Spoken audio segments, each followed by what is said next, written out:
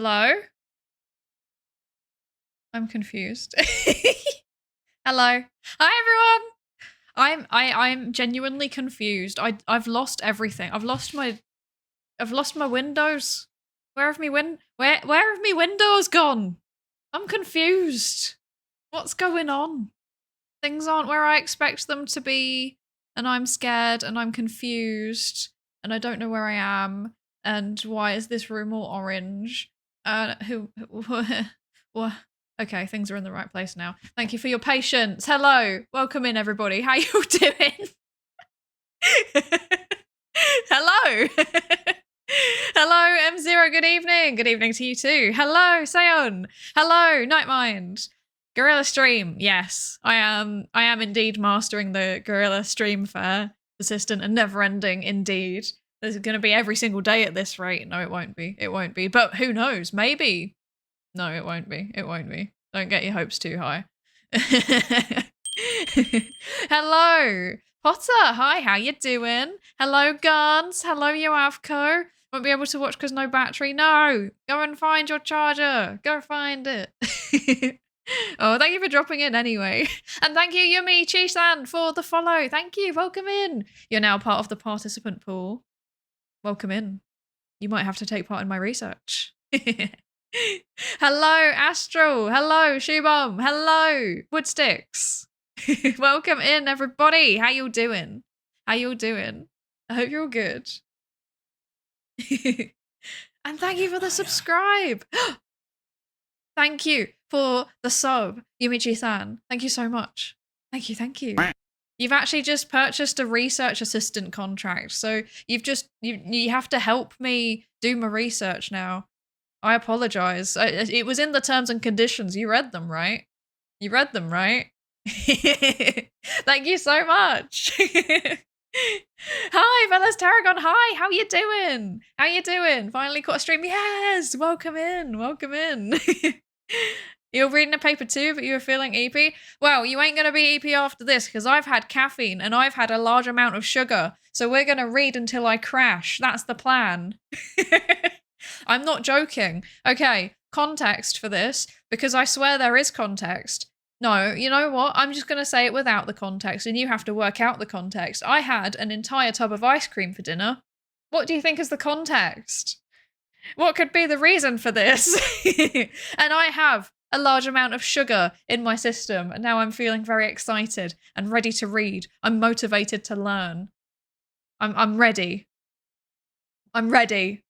What be the happenings of this happening? I do not know. I do not know what is happening. I do not know what be the happenings of the happening. I don't even know where I am half the time, to be honest.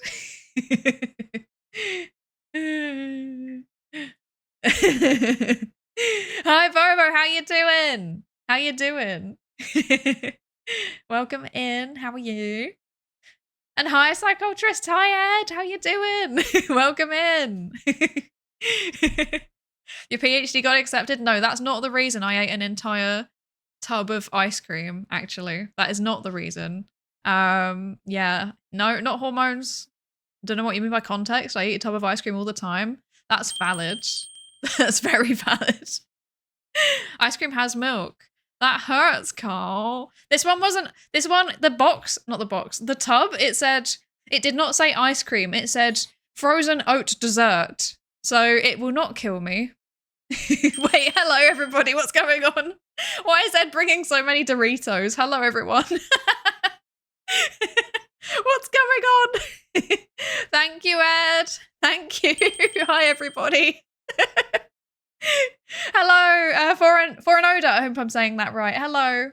Hello, I like your Doritos. What flavor is everybody's Doritos? This is something important that I need to know. Hello, Bleak, last remaining neuron. Love the name. Thank you. Thank you for the coat. I love your name. So, yes. And hi, Ryan. Thank you. The haircuts of Ed. Hi. Nacho cheese. Good choice. Good choice. Mine are mango flavored. That's certainly a choice. Welcome in, Goon Goon. Goon Goon? Question mark. And also, thank you, Ryan, Sanime, S-Anime, Goon Goon, Reflow PDC, Red and Shader, John Senpai, John Senpai, Bulbous, and Bleak Glass Remaining Neuron. Thank you all for the follows. Welcome in. You're all part of the research participation pool now. So that's how that works. You have to take part in my research. Welcome in, everybody. I see a researcher. I will stick around because I don't understand that jargon if my life depended on it. That's okay. Neither do I. I actually get into a lot of arguments with other scientists because I'm like, why are you being so jargony? Stop it. Use normal words. I don't like this. Please. Please. I always tell people you need to write so that anyone can understand it. If your grandma can't understand your research paper, then you've written it badly, to be honest. That's my opinion. Yeah, that's my opinion. No issues, take my brain for science. Oh, I plan to. I plan to. Hi, everybody. How you doing? How you doing? I hope you're all good. I hope you're all good. Also, nice EG emote. We love that. We love that. We love EG in this house. Okay, right. So, here's the plan for today. Here's the plan for today. The plan is, I've got a research paper that we're going to read. Yeah, that's what we're doing. That's what we're doing. We're going to read a research paper. So this research paper, it sounds kind of boring, I think. Well, I don't know. I'm worried that it might sound boring to other people. To me, it sounds exciting. Let me bring it up. There we go. This is the paper we're going to be reading today. We're going to make this exciting. Now, this paper is 8 pages long, but I think 2 of them are references. Yeah. 2.5, okay, 3 basically. 3 are references. So in theory, this paper is 5 pages of content. Do we think that we can actually get all the way through it? Because I think that given that I'm supercharged on ice cream, it might be possible. No? Okay, brilliant. Okay. Not even with the ice cream buff. I think we can do it. I think we can do it. Let's do it. We're going to do it. We're going to do it. I'm feeling it. We're all feeling it. Let's do it. Sorry to fellow peers. Oi, why are you speaking? Oi, oi, why are you speaking like a fairy? Speak basic human. Translation, stop being so elitist. We're doing it for the people. So true. So true. I'm surprised you pulled up the paper within the first 15 minutes and not spent an hour yapping. Well, to be fair, I got the yapping out of my system yesterday. Because we literally did just sit there and yap for like, I don't even know how long. So I think that this is fine. You know, I've got the yapping out of my system. I've had a large amount of sugar. We're ready to go. Like, that's it. That's it. That's the reason. We can do it. Is it a normal size for a paper? No, this is pretty short for a paper. It varies depending on discipline. In psychology, I would say they're normally like 20 pages, 15 to 20 pages. This being like 8 pages is very short for a paper in psychology, I think. Yeah, so pretty short. Yap, yap, yap. I agree, Bob the Buildist. I agree. Also, welcome in. How are you doing? I hope you're good. Depends on how long the stream's going to be. We can be here all night. If we should do the paper in one stream. I reckon we can try our best. We can try our best. We can do our best. 5 is kind of low for the field. Yeah, it is quite low for a lot of fields, I think. Like I said, psychology is normally like 15 to 20, so yeah. Hi Z, how you doing? How you doing? Wanted to swing by for a bit? Thank you for swinging by. I'm good, thank you. How are you? Wait, no, you're saying you're doing... Wait, who's doing all right? Am I doing all right or are you doing all right? I don't know what's going on. I'm confused. I've had too much sugar. I can't process things. I'm good, thank you. How are you? There we go. There we go. I swear I'm a normal person. I swear I can interact. I'm definitely not just a large amount of rats in a trench coat. Well, I guess it's technically in a lab coat, but you know, it's fine. It's fine. You've gotten my interest after psychology. Yes. So this article is from the journal Current Directions in Psychological Science. It is a journal. It's a scientific journal run by the Association for Psychological Science. So basically what they tend to do is do kind of like theoretical discussion type papers, focusing on how psychology research is actually done a lot of the time. So it might be stuff like how we do experiments, or it might be stuff like, how we think about science or stuff like that. They also do I think they also do reviews of like topics, but I always, you know what, I can have a quick look. Give me a second. Let's have a quick look. I think I have current directions in psychological science here. Yeah, I do. Okay. Yeah, they also do reviews for other things. Oh, this is too small. Wait. Okay, whatever. I'm just going to read it out. So, for example, things like how mindsets can mitigate or sustain prejudice, or self-derivation through memory integration, a mechanism for building semantic memory. Yes. So, don't.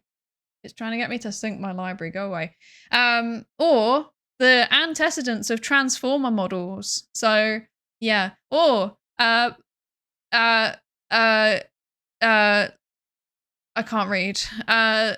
Emerging insights in the role of social networks in intergroup friendship. So yeah, lots of interesting things. Learning to love uncertainty. I was trying to pick ones that I don't want to read, although maybe I do want to read that one actually. Wait. Okay, maybe I do want to. Oh no. I'll mark it as unread. There we go. Okay. So yeah.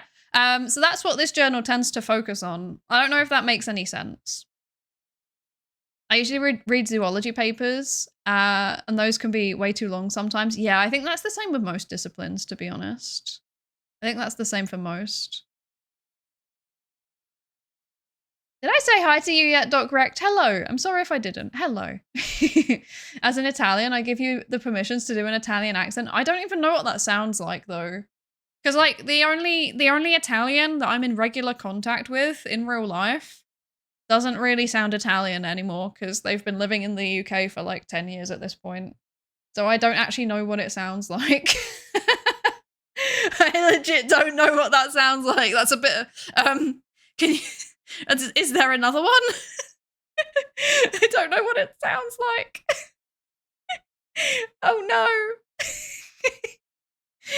I got you. I'm currently on 1 cup of iced coffee. Okay, good. I'm glad it's not just me that's vibrating at a quantum level. That you don't vibrate at a quantum level. That was a silly comment. Vibrating at a particle level. Yes, that's what we're doing. But do you do that though? Because you're both a wave and a particle, right? Or not? I don't know. I can't remember if you're a photon or something else. I'm probably also just wrong. I don't know how these things work. Make the plan, execute the plan. Expect the plan to go off the rails, throw away the plan. Exactly. You know what's up, Bobo. You know what's up. Caffeine makes me unable to interpret basic sentences sometimes.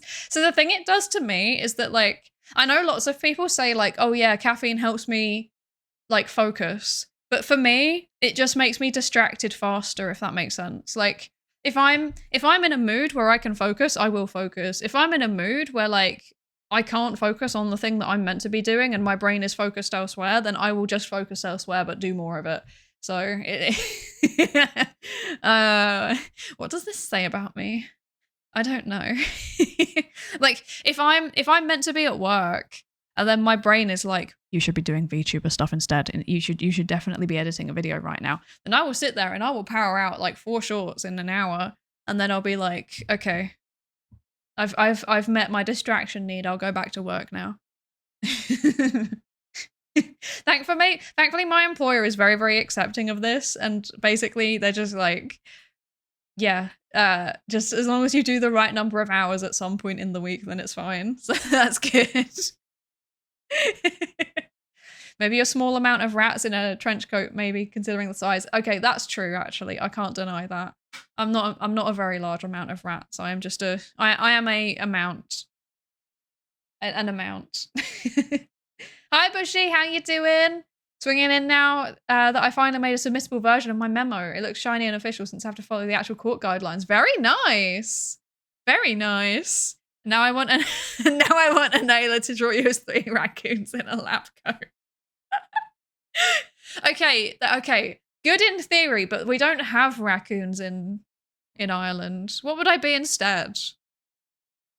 I can't be a badger because they're carnivores. I need to think about this.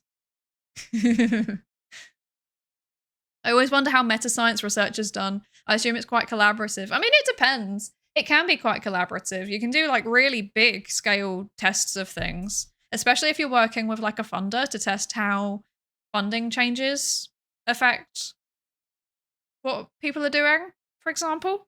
But sometimes it is also just like small lab-based experiments kind of, or like surveys or whatever. So kind of similar to just psychology generally. We're doing meta-science? Heck yeah, we are indeed. Welcome in, Syriacs. We're doing meta-science eventually, once I stop yapping, apparently. See, this is the secret. I'm actually just yapping, and then I've just brought up the paper and to make it look like I'm doing science already when we're not yet, but at least I've got a cover now, so.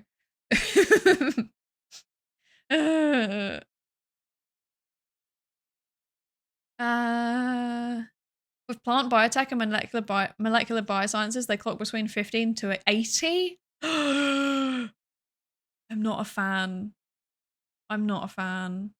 Canonically, I'm a photon of the cosmic microwave radiation. Okay, I thought so. I thought so. Okay, I didn't get it wrong. So, waves oscillate. So does that mean you vibrate and oscillate? I don't know much about things.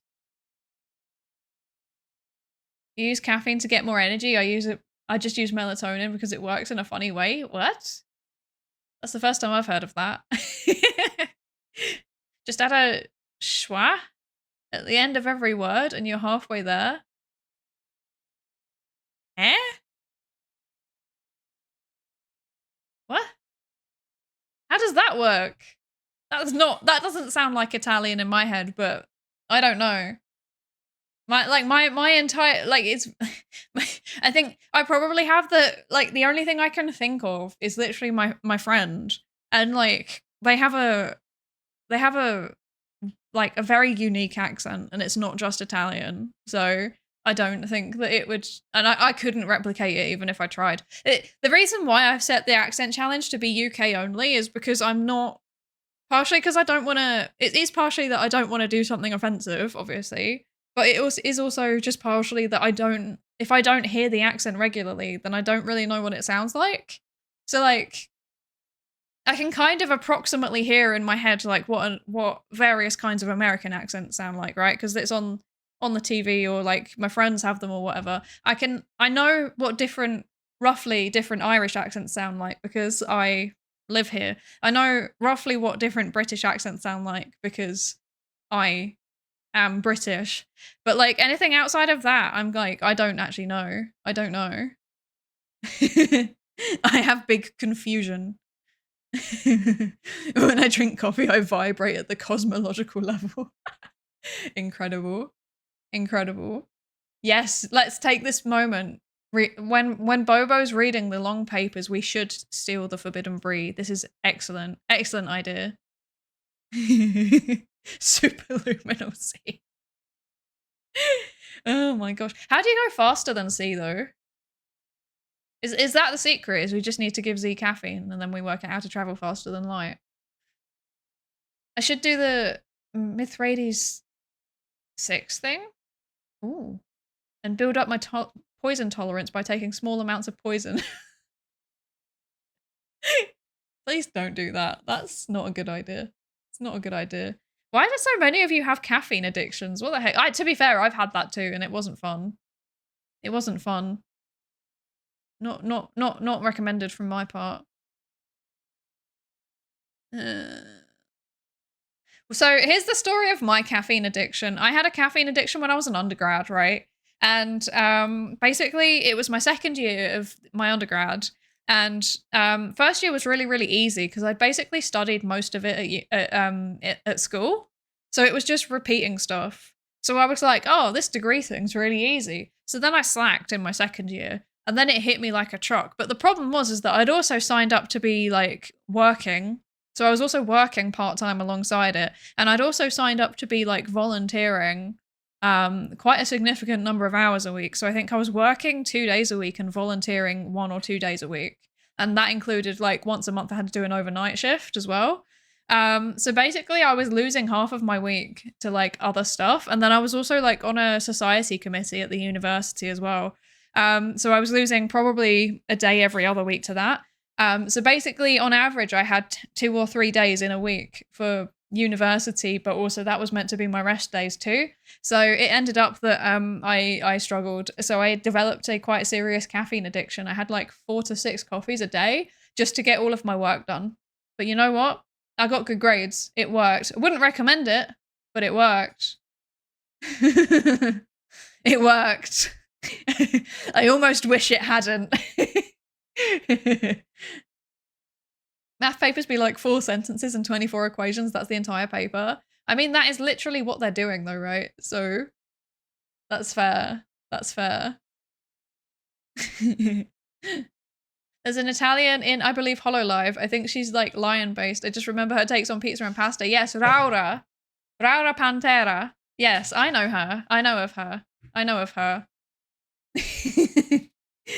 I mean, the chips on pizza thing is based though, to be honest. It's actually good. I always used to do it when I was younger and people would be like, what are you doing? And I'd be like, I'm putting chips on my pizza, deal with it. Like, it's good. Like, potato on pizza is good and I will stand by this take. So, yeah. I want to hear his American accent. No, you do not. No, you absolutely do not. I'm gonna be honest with you all. I didn't actually start watching HoloLive until like the newest English generation debuted, and it was partially because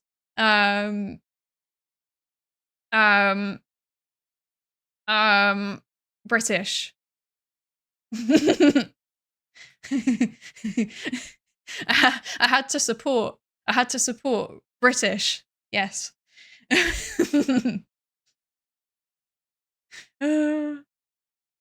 Warp drives when we do actually need to study Z so that we can get warp drives. I think this is a good idea. Put her into containment. Been getting into matcha for that reason. I feel like a slower energy rise has less of a caffeine crash. That seems smart. It seems smart.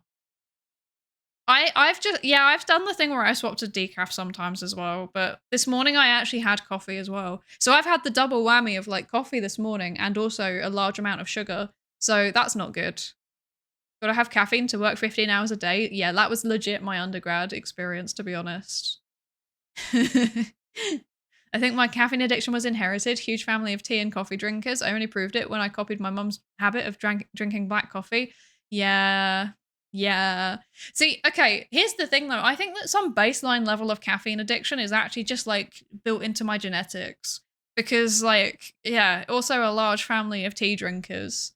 And like when I was younger, it'd be like we'd have a coffee in the morning and then we'd have a tea like mid-morning and then we'd have a tea with lunch and then we'd have a tea early afternoon and then we'd have a tea after dinner and then we'd have a tea just before we go to bed. So that's seven hits of caffeine. And that doesn't seem healthy to me looking back. I try and limit myself to like 3 cups of tea or 1 coffee and 1 tea now. That's my thinking. I don't know if that makes any sense. I don't know what the evidence-based guidelines are. Basically, you've not changed at all. That's too true. I do still try and fit 70 million things into my day, and I do also still drink a lot of tea. Oh dear. Is it not just like this part of the science experience to like have a crippling caffeine addiction? Is that not part of the joys of being a scientist? Oh dear. I'm so confused. I don't know where I am anymore. Just had to Google wedge chips. That's just what we call them. They're just chips. Like, even fries are chips. Why would we call them fries? Like, yeah, obviously they're fried, but so are loads of other stuff. So they're chips.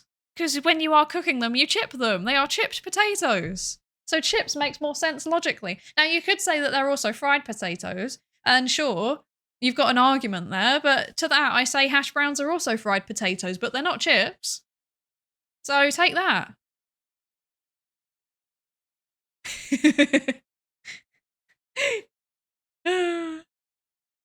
It's the environment that science puts us in at conferences. The coffee's always free. Right?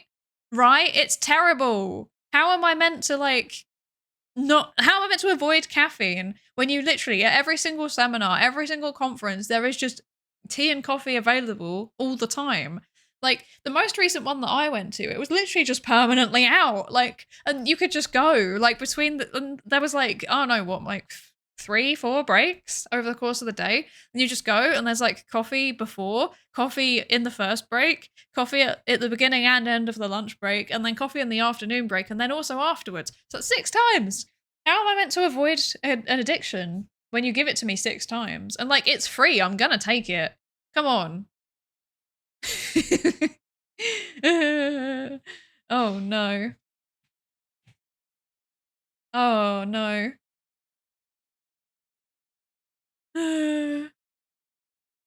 Which came first, the coffee break or the academics' coffee addiction?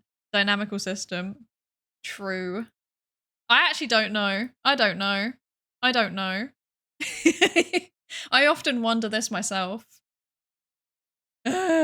Speaking of academics with crippling coffee addiction, I've just remembered there's something I need to show. Give me 1 second. Wait.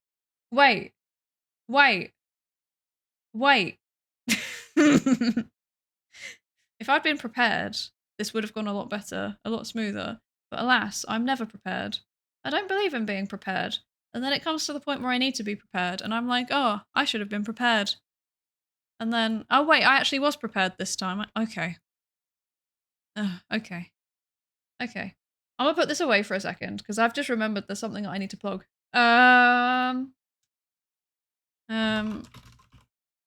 This.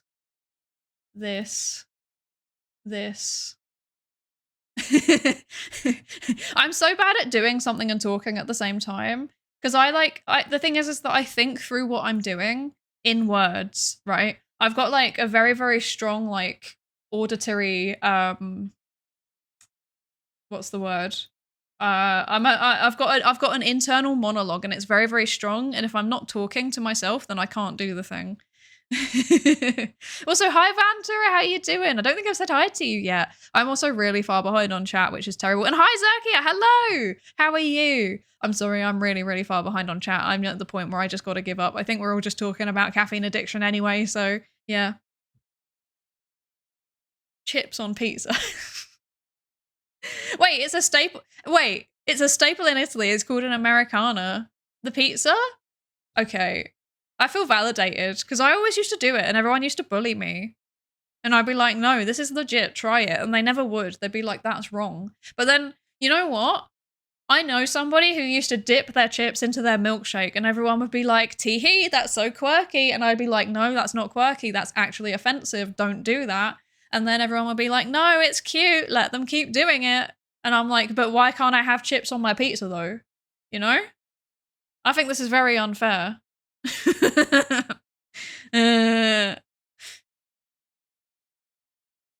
Oh dear. Okay. Fries into milkshake. I know, right? I know. It's disgusting. And it's they're salted chips as well. So it's salty chips into a chocolate or vanilla milkshake. I don't like this. This is very upsetting. And I'm offended by it. I'm not a fan. Why are they neighbors? I don't know.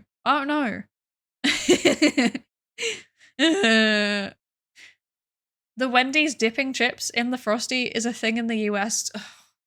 I bet this person got it from something that they saw on Tumblr or something from a friend in the US. I bet this was a thing, and then they just were like, I'm gonna do the same thing in British Burger King.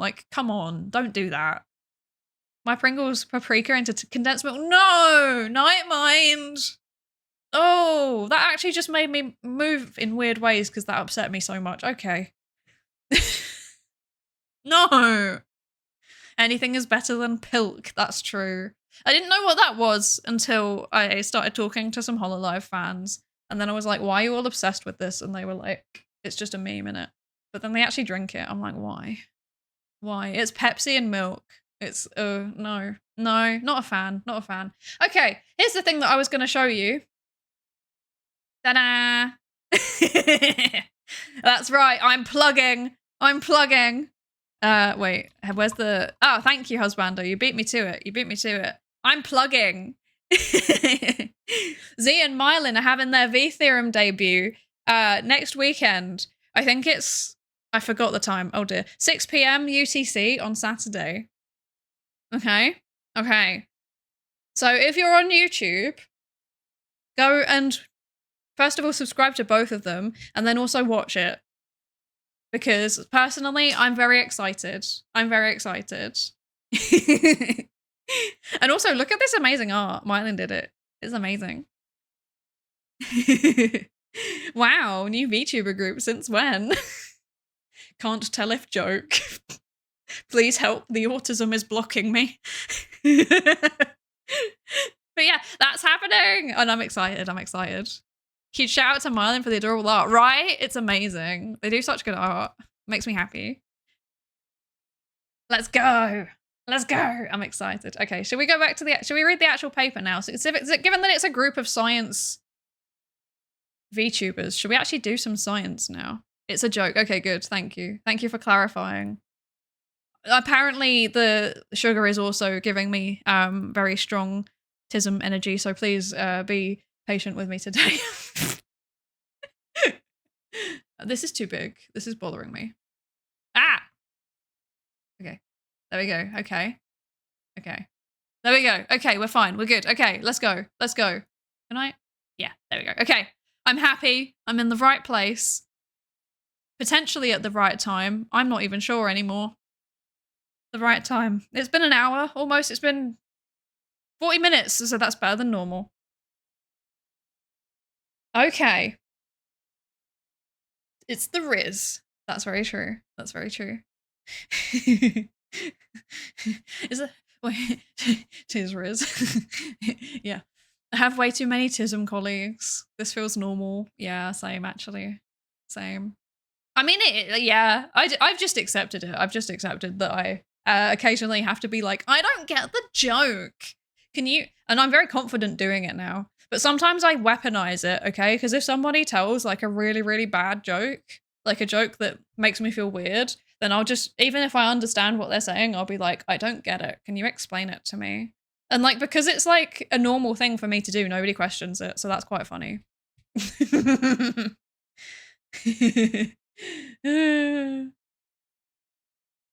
just thought of my new fear. I send Psydere loose leaf tea and she adds milk and sugar to it. You know, now that you said that, I will.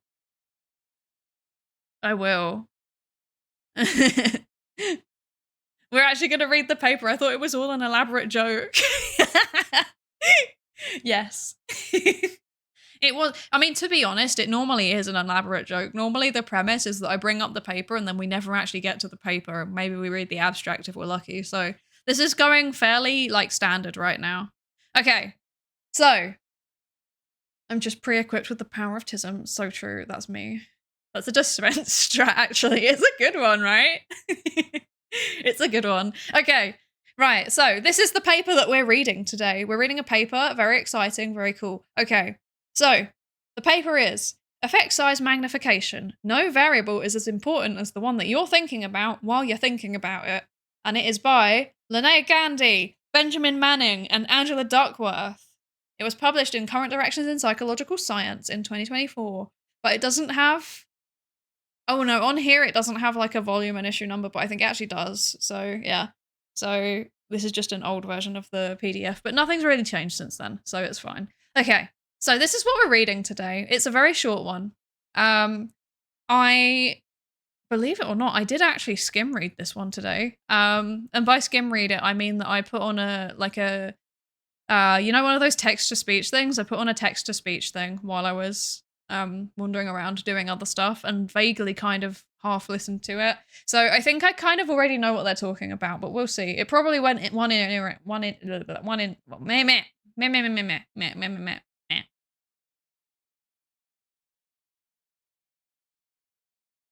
Yes. It probably went in one ear and out the other. I've had too much sugar. I need to slow down. Goodness gracious. Something tangentially related to this, but also much darker. Have you heard of the Library of Hate? No? No, and I'm not sure if I want to know what that is. Okay. So, abstract. So, for anyone that's never seen a paper before, abstract is just like a very short summary of what the paper is about. Okay? So, the goal of psychological science is to discover truths about human nature, and the typical form of empirical insights is a simple statement in the form X relates to Y. We suggest that such one-liners imply much larger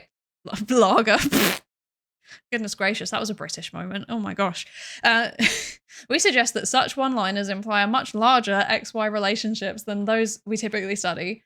Given the multitude, oh my god, okay. This is not going well so far. Let's slow down.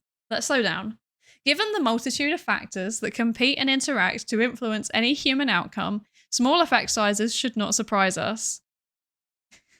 And yet they do, as evidenced by I'm laughing at the fact I can't read. And yet they do, as evidenced by the persistent and systematic underpowering of research studies in psychological science. We suggest an explanation. Effect size magnification is the tendency to exaggerate the importance of the variable under investigation because of the momentary neglect of others. Although problematic, this attentional focus serves a purpose akin to that of the eye's fovea. Is it fovea or fovea? I don't know. We see a particular XY relationship with greater acuity when it is the centre of our attention. Debiasing remedies are not straightforward, but we recommend A, recalibrating expectations about effect sizes we study, and B, proactively exploring moderators and boundary conditions, and C, periodically toggling our focus from the X variable we happen to study to the non-X variables that we do not. Okay. So.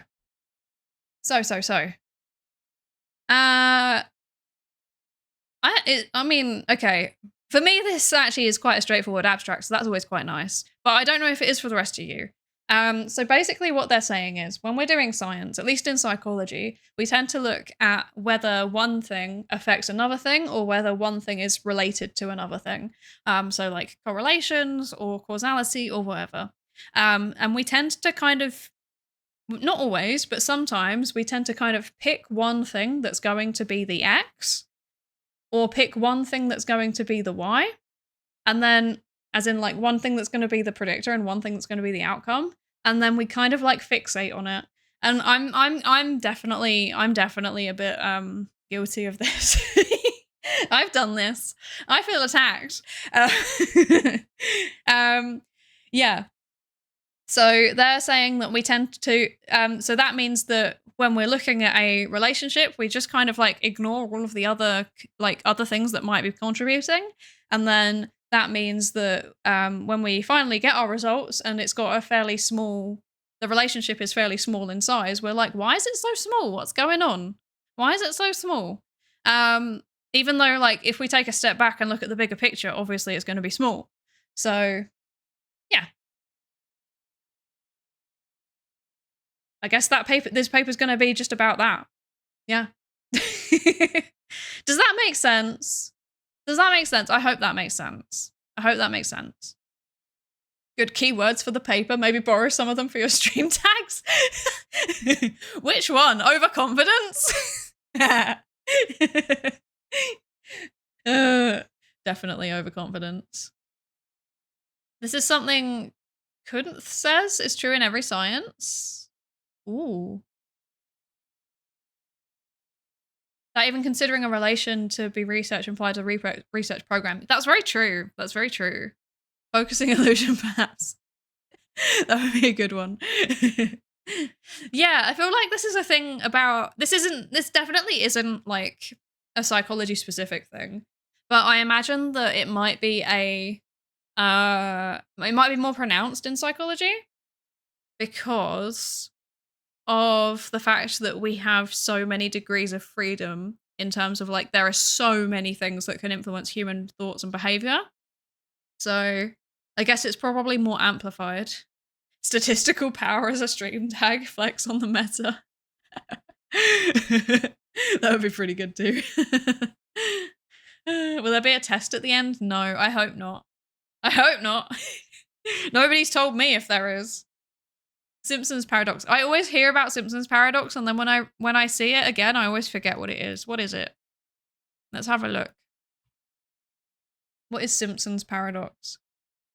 It is a phenomenon in probability and statistics in which a trend appears in several groups of data but disappears or reverses when the groups are combined.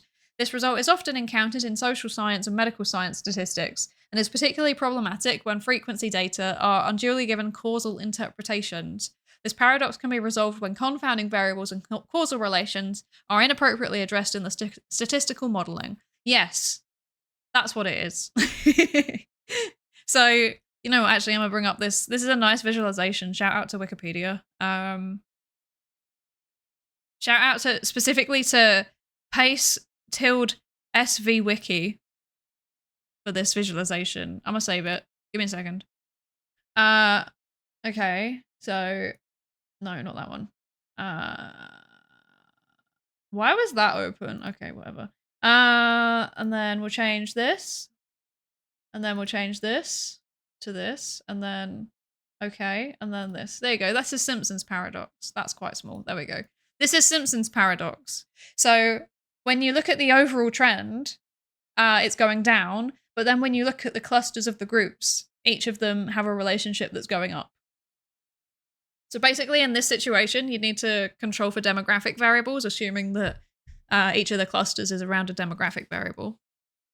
Yes. Yes, yes. It'll be midnight soon, so even if I find this interesting and the subject is one of my true favourites, I do have to leave. Good night. Good night, Purple Corey. Thank you for joining us. Thank you for joining us. I hope you sleep well. And hi, Lankuri, who has just woken up. Excellent. Perfect. Yeah, right. That is a nice visualization, isn't it? We love that. We love that. That's very good.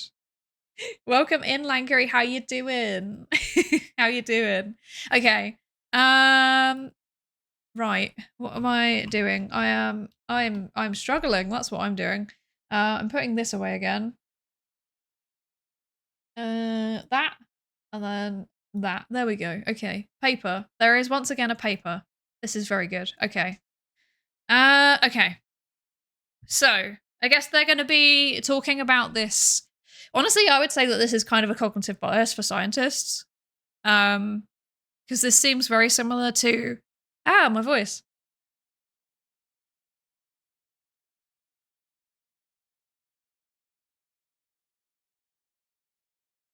It's fine, I had to. This seems very similar to a cognitive bias, but I can't remember which one. Spotlight effect, maybe? Is it that one that I'm thinking of? Possibly. I can't remember. I can't remember. I can't remember. Anyway. You're alright, sleepy, need to take meds, and then I have to play Valorant with my friend for several hours. I mean, why are you complaining? That sounds alright. You can do it. I believe in you. You can do the Valorant. I've never played Valorant, by the way. I don't know what it really involves. So, yeah. It's not Power World, is it? No, it's not. It's not. It's not Power World. I do like myself a bit of Power World. Okay. You should play Valorant? I'm scared. I'm scared. No, I'm scared to play Valorant. I don't know what it is and I'm scared. And I hear lots of Zoomers talking about it and I'm scared to touch it because of that. So, yeah. You can carry me, thank you. Lord knows that I would need it. Goodness gracious. I would have no idea what I'm doing. Oh no. Hi Norvax, welcome in. How you doing? How are you doing? Think Counter-Strike, but Zoomer. That sounds awful. Law of small numbers? I don't know if it's the law of small numbers that I'm thinking of. I can't remember which one it was that I was thinking of. I've forgotten. It's like... Oh no. What are we reviewing? We're reading a paper called Effect Size Magnification. No variable is as important as the one you're thinking about while you're thinking about it. So it's reading, yeah, true. It's basically Well, we don't know what they're saying yet because we haven't properly started reading it yet. So let's do that. The abstract was basically saying that the abstract was basically saying that basically scientists are hyperfixating on the one thing that they're interested in, and then they kind of forget about all the other things, and then they're like, oh, why is my correlation so small? That's basically it, I think. So, but we can read this. Okay. Gotta bounce. It was a fun yap. Thank you for joining us, Astro. Thank you. I hope you have a good rest of your evening. Okay. Paper. Right. Looking across a room full of psychologists in a professional meeting, it's possible to be struck by the thought that everybody there believes, usually with some justification, that what he or she's studying is important. What the hell? What? That's just rude. There's no need for that. Come on. We didn't need that. The opening the paper with a roast? Come on. Okay. The basic unit of much psychological inquiry is a statement linking a single variable X with a single outcome, Y. Producing such insights, I'm going to move this up actually. There we go. Okay. Producing such insights is a primary goal of our field's empirical research, as evidenced by their common appearance in the abstract of journal articles, in which we conveyed to journalists and to the lay public, and in summaries of landmark findings for introductory psychology textbooks. Why am I struggling to read today? What's going on? You saying scientists are a bunch of autistics? I ain't saying anything. I ain't saying nothing, We suggest that XY statements can be true yet misleading, and not just because of the familiar spectres of reverse causality and unobserved confounds, or more recently discussed problems such as mining data for statistically significant results, post hoc hypothesizing, and data faking. Yeah, so there's been a bit of a thing. It's not even recent. It's not even recent. It's something that's been going on for a while, the replication crisis. Basically, we've realized that a whole bunch of things that we were doing in science are not the best in terms of getting robust results.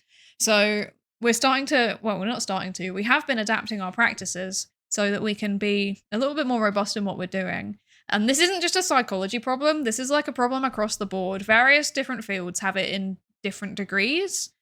Psychology kind of has been the one that got pulled out as a case study because we had a paper that was published that basically suggested that people can like see the future. Like they know, I think it was like they know what a decision's going to be before they make it or something like that. And it turns out that it was just a bunch of like fiddling with statistics. Because you can basically, if you apply the right or wrong, more likely, models to your data, then you can pretty much find anything.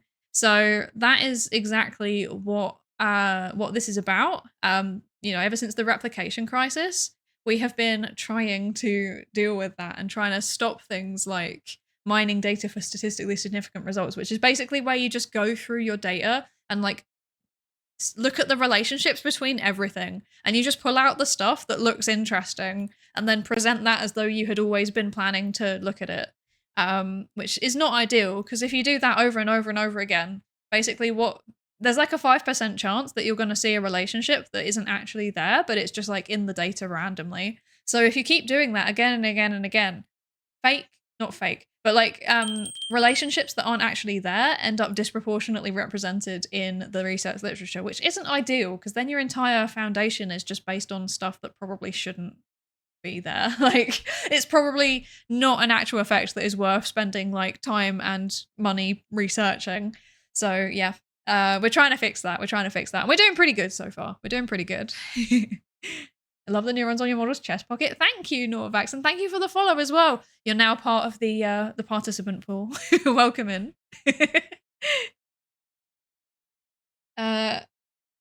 It's kind of true. The sleep doctor I visited told me that all of my mental health problems would be alleviated by fixing my sleep apnea, and that was silly, as it was absurd. Yeah, sometimes there is one thing that just has a domino effect, right? I had one thing like that before. and it wasn't fun. But now it's controlled, so it's fine, mostly. But yeah, it's not fun. It's not fun. So I should start doing all of the fancy statistical techniques to help do multifactorial relationships. It'd probably get a lot less signups if it turns into maths. Yeah, this is the thing, right? We need to balance it so that it's like accessible and understandable, but we also need to be using the right models. I think we don't need to do fancy multifactorial stuff, to be honest. I think we need to start just like actually applying a lot of our models properly. Because like, unfortunately, like we're getting better at things like, you know, actually just researching the things that we've already hypothesized about and stuff like that. But I think there's still a lot of work to be done in terms of people's understanding of statistics. And like, I've seen this a lot myself, like, even just stuff like people not running assumptions or like doing assumptions tests and then just kind of ignoring it. Like stuff like that is probably still quite a big thing that needs to be dealt with. But then to be honest, also the other thing, at least in my experience, is that a lot of psychologists really, really over rely on like linear models when a lot of the stuff that we're researching really shouldn't be linear. Like it'll be linear. People will do like linear, and maybe if they're feeling spicy, they'll do like a quadratic. But aside from that, we tend to just do linear stuff. And honestly, it doesn't make any sense because there's so many ways to model non-linearly, and we just don't do it, and I don't understand why. We'll get there eventually. I'm saying all of this. I don't know how to do it either. I only know how to do linear models because that's all I've ever been taught, and I've not had the chance to look into it because I don't know enough statistics to be able to learn stuff myself yet. So yeah, or rather I'm not confident enough, probably is a more accurate thing to say. But it's on my list of things to do, so that's good.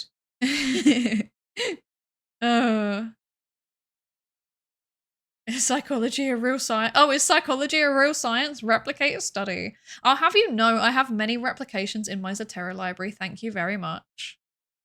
Thank you very much. Anyway, now that I'm off my soapbox about statistics, I enjoyed the series of papers about spiders having a sort of fight or flight response to puffs of air. Turns out there were just never any spiders and it was fake data all the way down. That is absolutely horrifying. That is absolutely horrifying. Yeah. There's been a lot of things like that. Thankfully, it's not super common, but like when it does happen, sometimes people don't realize it's happening until way too late. And like, yeah, there's been quite a few cases that have been quite, because this is a hot topic. It's getting more publicized than it used to be. So I think, I don't know how long ago it was now. But a while back there was the case of like, what's his name? Diedrich Starpel, I think. And it turns out he'd faked pretty much everything. And since then, it's been a lot more of a topic that people are talking about, and it's something that people are paying more attention to. There's like people that actually go out and just like look at studies data, like when it's published openly, and just like dig into it and see if there's anything weird about it now. Which is interesting. Yeah, that's a thing. So hopefully things are gonna, you know, start being detected faster because it's really not great that happens. It's too late in the day for me to understand you. I agree. Honestly, I don't know where that came from. It's the ice cream. Normally it'd be too late in the day for me to understand it as well. Hi, Scottish Mind Games. Welcome in. Sciencing isn't for everyone that wants to wear a white coat. This is very true. This is very true. Science is way more like, how can I describe this? Science is not what I expected it to be. Let's put it that way. It wasn't what I expected it to be honest. Yeah. Technically, Spearman correlations can be used to test for non-linear relationships. I always forget that. I always forget that non-parametric. Wait, Spearman is non-parametric, right? I'll feel silly if it isn't, but I always even forget that non-parametric things exist, and then I remember because my data's all skewy or whatever, and then I'm like, oh, I could do that. And then sometimes I've had a case before where a collaborator was like, you don't need to do that, just do a normal one, and I'm like, okay, if you say so, you're more senior than me. This is where we put a Skillshare ad. That would be perfect. Perfect placement. And today's sponsor is brilliant. No. See also DeepSeek, or why you shouldn't give all of your money to it for a chatbot. True. Even LLM turns out to be not the size of your model, it's how you use it. Yeah, exactly. Exactly, right? It can't be sad if I'm not real. So true. Hi, Dayu. How you doing? Welcome in. I really should learn statistics rather than running around trying to find someone to do them for me. Honestly, same. The worst part though is that I do the statistics and then I'm like, I'm doing it and I'm like, I don't really feel like I know what I'm doing, which isn't great. Yeah, but it's fine. It's fine. We're doing fine. We'll be fine. It's fine. Yeah, it's fine. Okay. Okay, so where do we get to? We suggest that XY statements can be true yet misleading, and not just because of the familiar specters of reverse causality and unobserved confounds, or more recently discussed problems such as mining for data for statistically significant results, post hoc hypothesizing, and data faking. Our specific concern is that the implied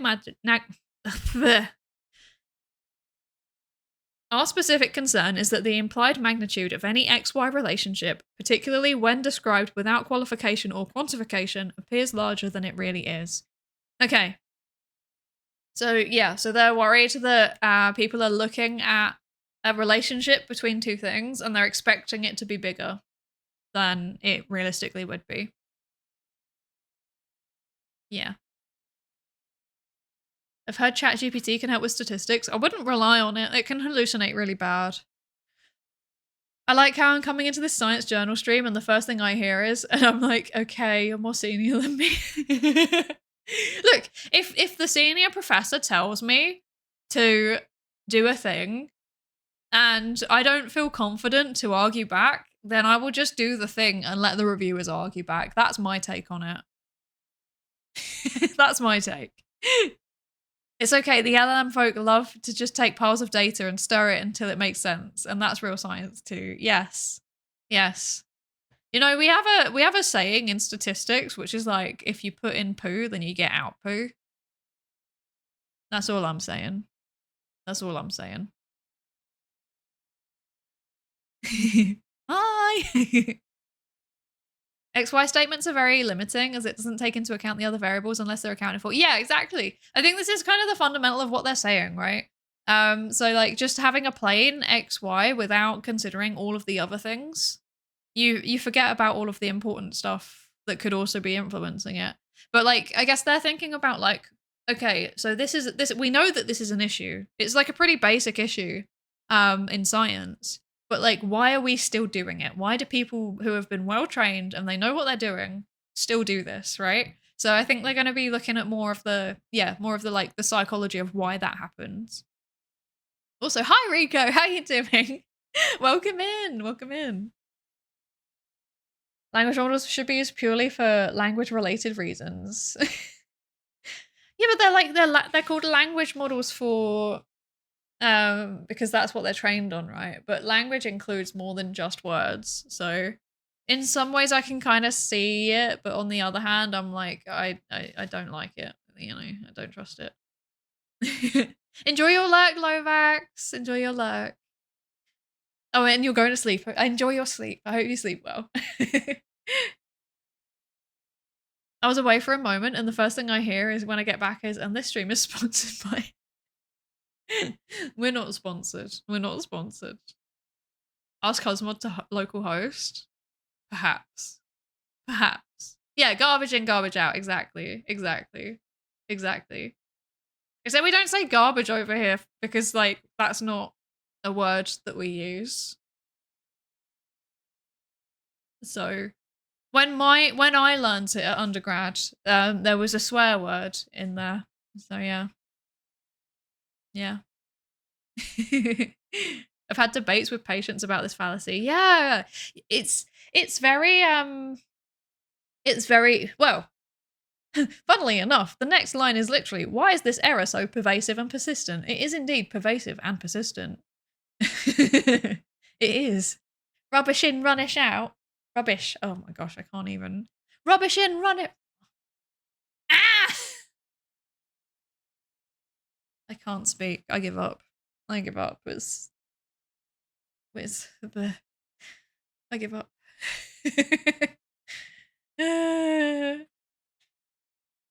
I want to self-host, but I can't justify 2K for now. That's true. We can't justify it as much. We both would love to try it, but we can't justify it. It's too expensive. We like me and Husmod were talking about this earlier actually. We were like, hang on a second. Our PCs are pretty old now. This isn't ideal. And like like for example, okay, I wanted to like I considered streaming No Man's Sky while the expedition was on. But then I was like, I've been having problems with my PC where it just randomly just dies. And it's normally when I'm playing like a graphically intensive game. So I think something's going well, we think that either something's going wrong with the PSU or with the GPU. So we're like, yeah, because it's all getting quite old now, unfortunately. And a lot of the stuff is very expensive. Yeah. Do you have your PC specs or is this private information? I'd love to mog your PC. I can't remember. Are they not in the channel description? I can't remember. I thought I had them in the channel description, but I might have taken them out. Not because I was embarrassed, but because I just have no reason to have them there, I guess. Because nobody ever asked. No, I took them out. I ran out of space, that was why.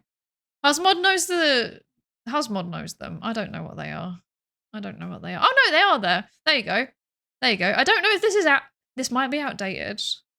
This might be outdated. It says specs AMD Ryzen 5 5600X, 32 gigabytes of RAM, Gigabyte Vision OC RTX 3070, plus some monitors and stuff. That's what it says. Husmod, is this still accurate? I don't know. Yes, okay, good. Thank you. Thank you, resident tech support. Yes. Only 32 gigabytes. I know, shocking. Shocking. Shocking. I always find it fun when I read court cases and think, maybe this person would like it. Like the case on defining death with brain death made me think of Rico, and the case about proving criminal intent when someone is deluded made me think of Psydere. That's very nice. I like that. I like that. I do the same. Sometimes I read papers and I'm like, I know who would like this, and then I always forget to send it though because I have 3 brain cells and they're all running on too much sugar apparently. They are hyperglucosed and they are not happy. Okay. Right. Why is this error so pervasive and persistent? Let's find out.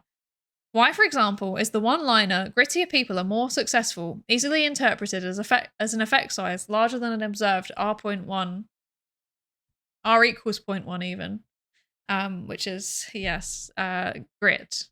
Grit. Yes. Grit. A predictor of success. Yes.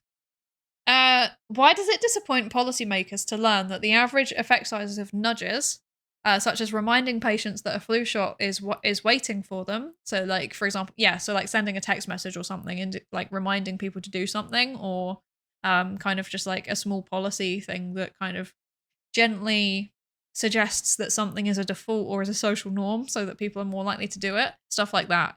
Why is it that the average effect sizes of nudges have been estimated at the most at 0.15?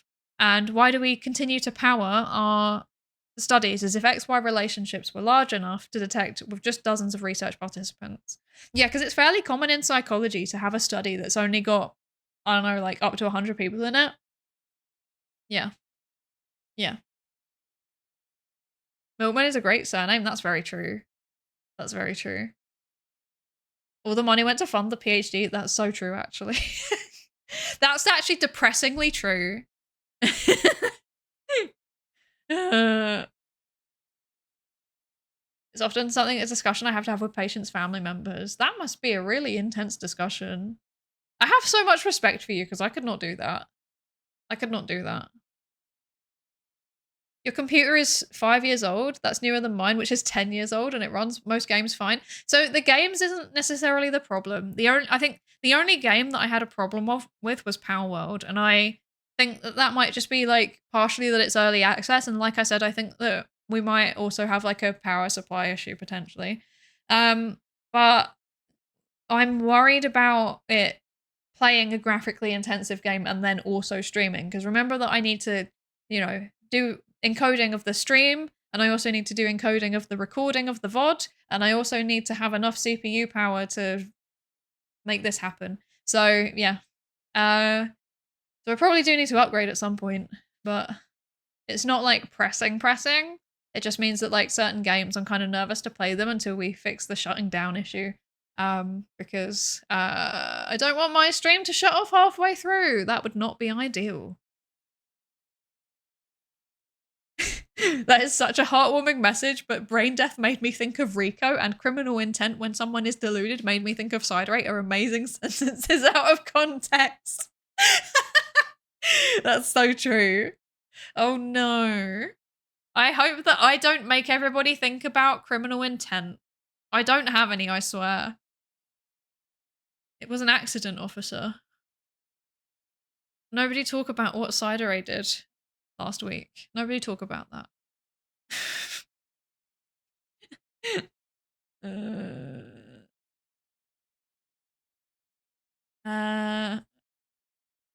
Technically my PC is 7 years old, but I've replaced most of the parts over the years, so it's like a shipper thesis situation. Honestly, yeah.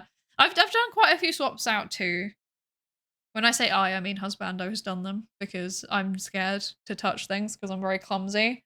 But yeah, we've done a few swaps, but not like a complete refresh. I think it's like I said, it's mostly fine. I'm just worried about playing an intense game while streaming at the same time. Oh, interesting. The courts have corrupted my mind so much that I forget these are wild concepts to people. I feel that. I just talk about like conspiracy theories and I completely forget that like that's actually a thing that people don't want to hear about, or it's a thing that people get stressed about, or it's a thing that people get like political about. And I'm like, why are you getting weird? Like it's just a conspiracy theory, man, and this is why people believe it. It's not a thing. Like it's fine. And then I'm like, oh wait, there's a whole real world context that I forget about because I am so deep into my papers. My bad. My bad. Oh dear. Okay, I'm gonna have some water, and then we're gonna get back into the paper because I'm determined to get as far through this as possible. Okay. Academia, more so PhDs, is still very much an ivory tower. Yeah, we are a bit. Trying to stop being so much, but you know. I mean, I'm not even, I don't know. The upper end of business and entrepreneurship is the same. That's also very true.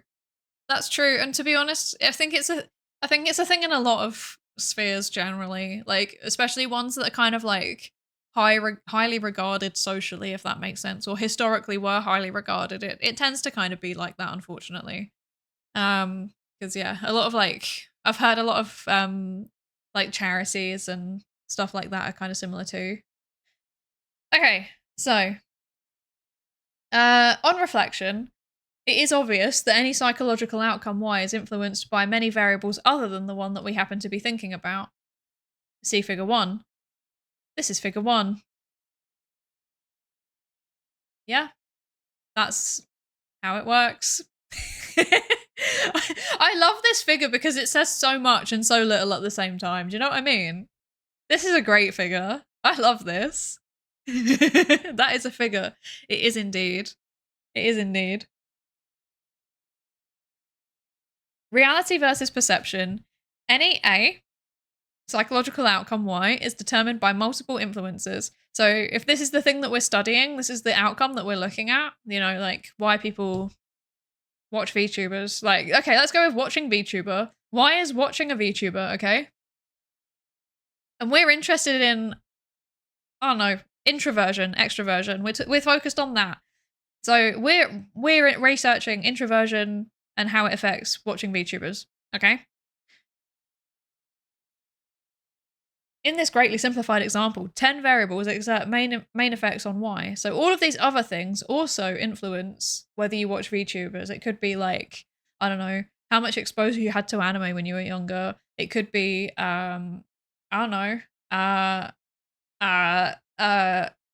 whether you have friends that also watch VTubers. It could be whether you are maybe openness to experience another personality dimension. So how interested you are in learning new things or trying out new things. So yeah, so there's all of these things that are influencing it, and they kind of sometimes influence each other too. So for example, you know, it might be that we're interested in introversion, but that in turn affects whether somebody has friends that also watch VTubers. So yeah.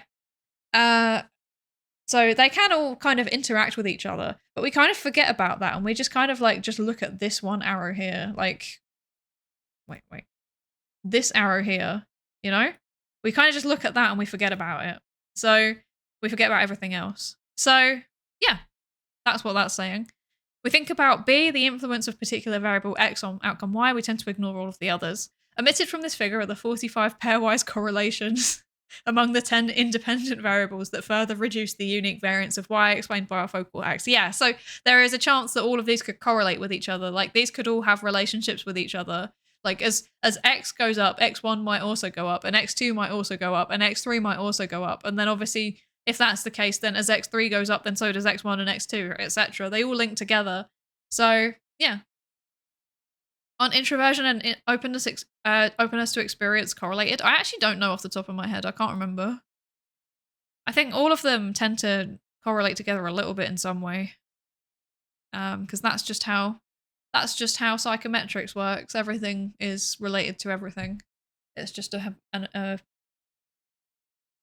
just a factor of how much. Hee hee ho ho. Lines and dots. Yes, I agree. Think it's gonna summon a demon? Yes. It does kind of look like that, doesn't it? It's gonna summon a statistician. That's what it's gonna do. After the drug discovery work and the PTC, some of the things that I got used to as conversation points aren't necessarily lunch friendly. Yeah, I feel that. I feel that.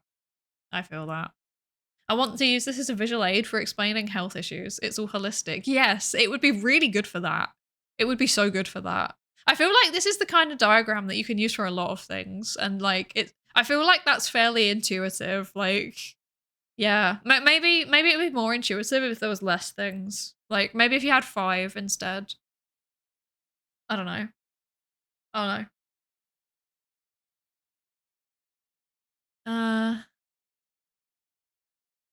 Okay. Bushy tumbling out of the walls. Somebody say drugs? I live in fear. Foster, hi, how are you doing? You've been summoned by the diagram. Welcome in. How are you doing? I hope you're good. Can't you do a correlation matrix for this? Yeah, I mean, you could do. That's what they're saying, though. Like, that's not pictured. Yeah. Someone called me here. It was the pentagram for statisticians. Oh no, it worked. It worked, everyone. Oh. Well, like a heat map. Yeah, I really like those visualizations where it's like, like a heat map of correlations. But I like to also have the numbers because sometimes people just put the colors and they don't put the numbers, and that really irritates me. There are a few platonic ideal personalities that every other personality deviates from. Oh. I summoned thee, yes. This is the new summoning ritual. Next time I'm confused, I'm just gonna print out this or like draw it on the floor and see what happens. Okay. Right. So, on reflection, it is obvious that any psychological outcome Y is influenced by many variables other than the one that we happen to be thinking about. See figure 1. Logic further dictates that the greater the number of non-X variables, the less important, relatively speaking, the one X that we're considering at the moment. For example, human achievement is quite obviously influenced by values, goals, cognitive ability, physical health, socioeconomic advantage, years of education, social support, and personality traits other than grit. The same goes for behavioural economics nudges. How important should we expect any given intervention to be when so many individual differences and situational factors are also at play? It's equally plain that any variable x interacts with others, moderating the xy relationship. The number of possible interactions between those variables and x and with each other increases exponentially. An absurdly oversimplified universe of only 10 in an oh yeah, okay. Oh my gosh, okay, words. An absurdly oversimplified universe of only 10 independent variables yields, for example, more than 1,000 possible linear interactions, 45 two-way interactions, 120 three-way interactions, and so on. Not to mention reciprocal effects, nonlinear relationships, and the added complexity of covariant x's. As a consequence, any one XY relationship is unlikely to apply to the same degree across all individuals and contexts. So it is certain, for example, that even if grit is a cause of achievement, it only explains a small fraction of the variance for some people and under some circumstances. Yeah. I feel like this is written quite well. And it's pretty straightforward, actually. But that might just be because I already, this is my job. I'm trying to think of how to simplify that, and I don't know. Like, so basically, as well as the interaction, so there can be a direct relationship. There can be a relationship where one affects another. So yeah, so like here where x9 is affecting the relationship between x and y. But then that can happen multiply. So like here we've got x4 that has a relationship with y, but then it is also affected by x3 and also x5. So basically, you can kind of think it like the way that I've been taught it is that when this is happening, you can kind of think of it like a volume dial, right? So if you've got x and y, that's like, the sound. And then when you also change x9, it affects how strong the sound is, right? It affects the volume. So it kind of works like that. It can increase the relationship between x and y, or it can decrease the relationship between x and y. I don't know if that makes sense. I've probably just explained that very, very badly. But yeah, so it can get super, super complicated. Like, yeah, you can, if you've got 10, then yeah, there's a lot of relationships that you need to be considering with that. And when it comes to psychology, yeah, as they've said here, the actual trait, for example, like a personality trait that we're looking at, it's never just going to be that like it's going to vary. Like somebody can be conscientious, but if they don't value, for example, having a career, then they're not going to work hard at their career. That conscientiousness is going to be applied elsewhere. And likewise, there might be times in their life where they need to focus on their career, whether they want to or not, and then they apply the conscientiousness to their career, and then they achieve. So yeah, that's the thinking on that. Does that make sense? I don't know if that makes sense. Please give me feedback.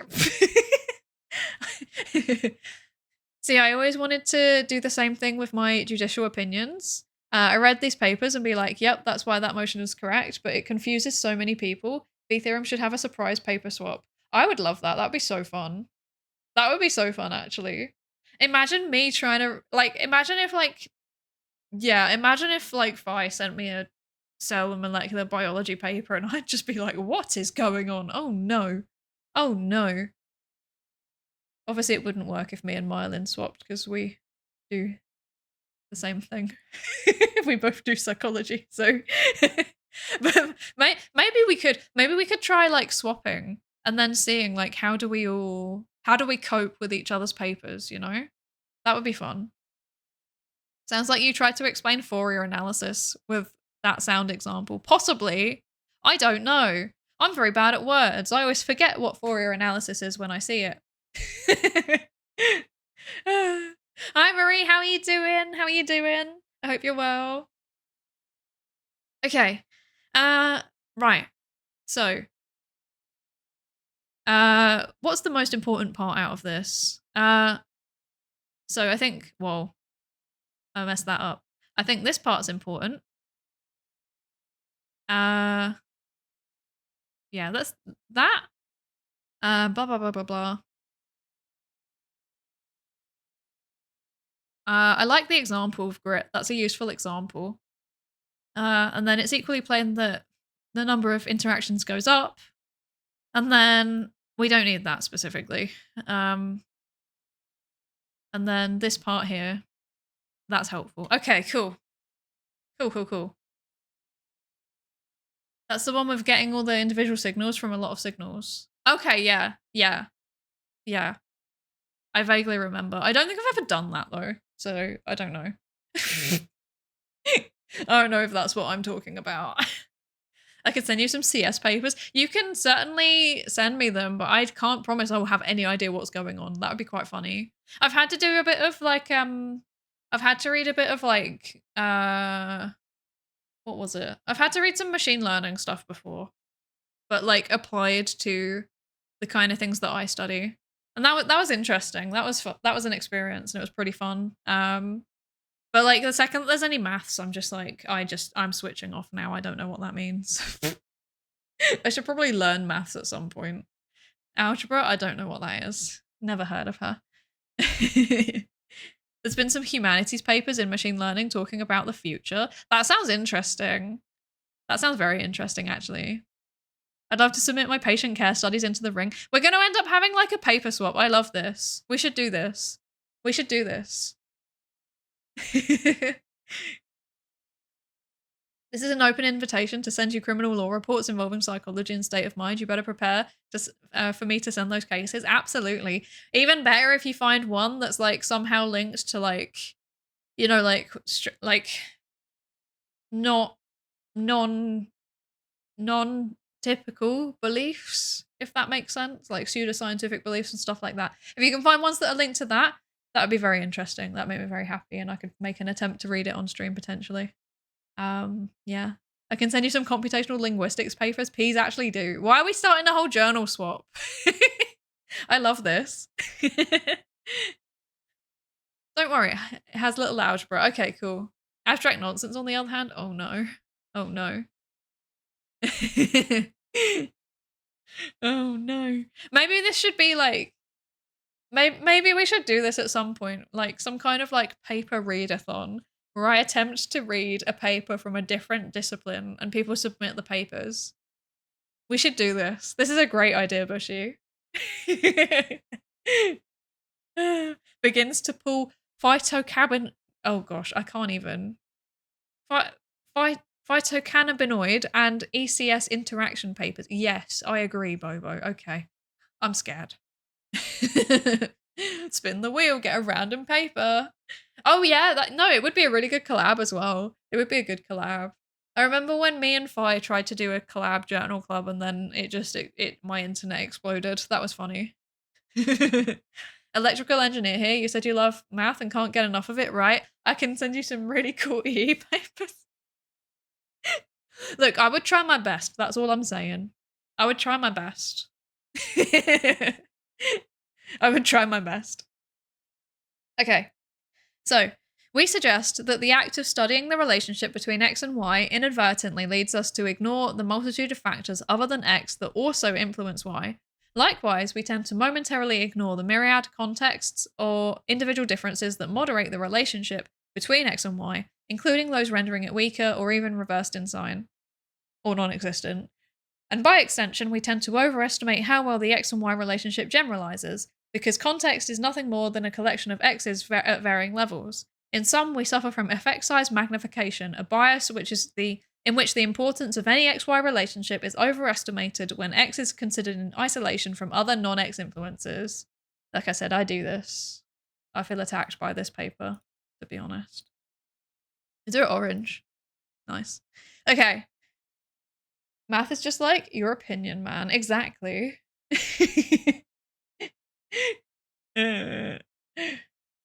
Okay. Will you read a CS paper and Husband explain anything that flies over you? That would be fun, actually. I would enjoy that. I would enjoy that. Although the thing that surprised me is that I've seen quite a few CS papers and they ended up actually just being psychology. That was really surprising to me. Okay. Most effect sizes in psychological science are surprisingly small. Cohen, 1992, suggested that an effect of 0.3, R equals 0.3, is both visible to the naked eye of a careful observer and the average size of observed effects in various fields. More recently, the benchmarks of R equals 0.1, 3, and 5 for small, medium, and large effects, respectively, have been recognised as overly optimistic. Our field's historical miscalibrations is immediately evident in Table 1, which summarises median published effect sizes estimates ranging from R.13 to R.19 from 4 large-scale reviews.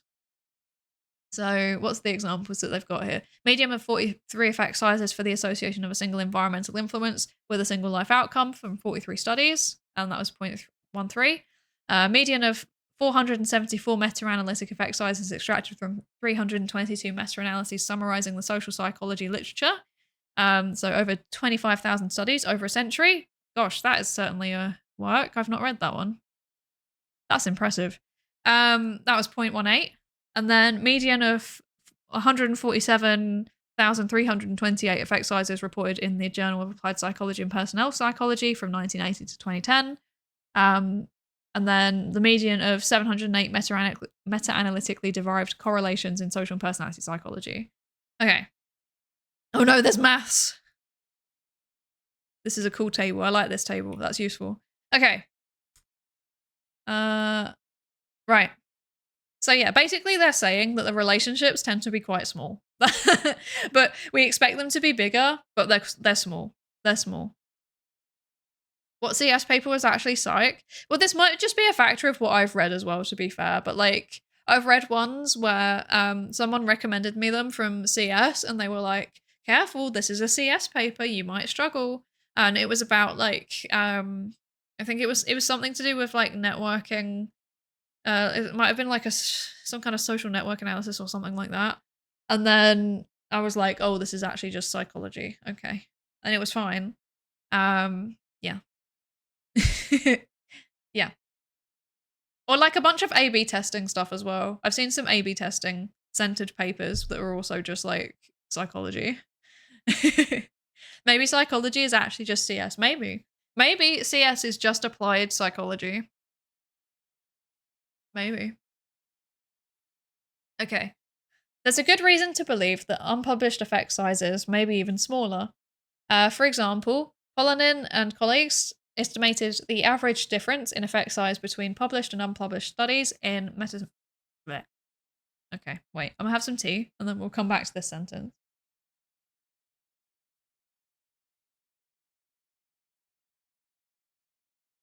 One day I'll get a see-through mug so that doesn't happen.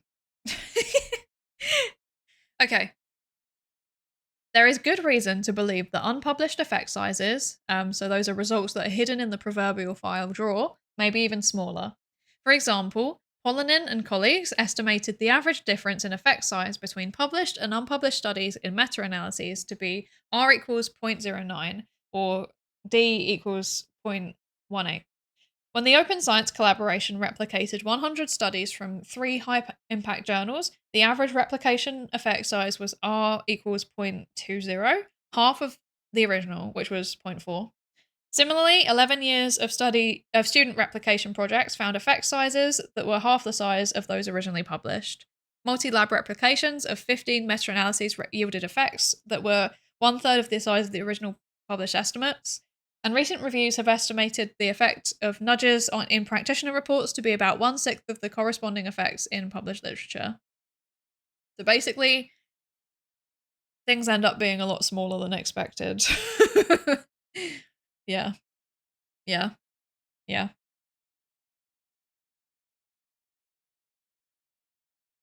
Psychology is just programming on the oldest legacy system that still deploys.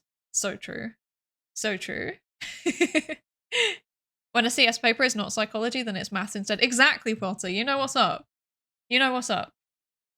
Okay, I'm gonna just highlight this whole section. I know that's really bad practice, but it's nice examples and I like them. So, yeah. Okay. After accounting for publication bias, the evidence suggests that the median effect size of a finding in psychological science may be no larger than R equals 0.1. Of course, the distribution contains larger and smaller effects. Effect sizes depend on idiosyncratic researcher decisions around which XY relationships to study, particularities of the study design, specifications of the statistical analyses, and more, such that even their central tendencies may be misleading.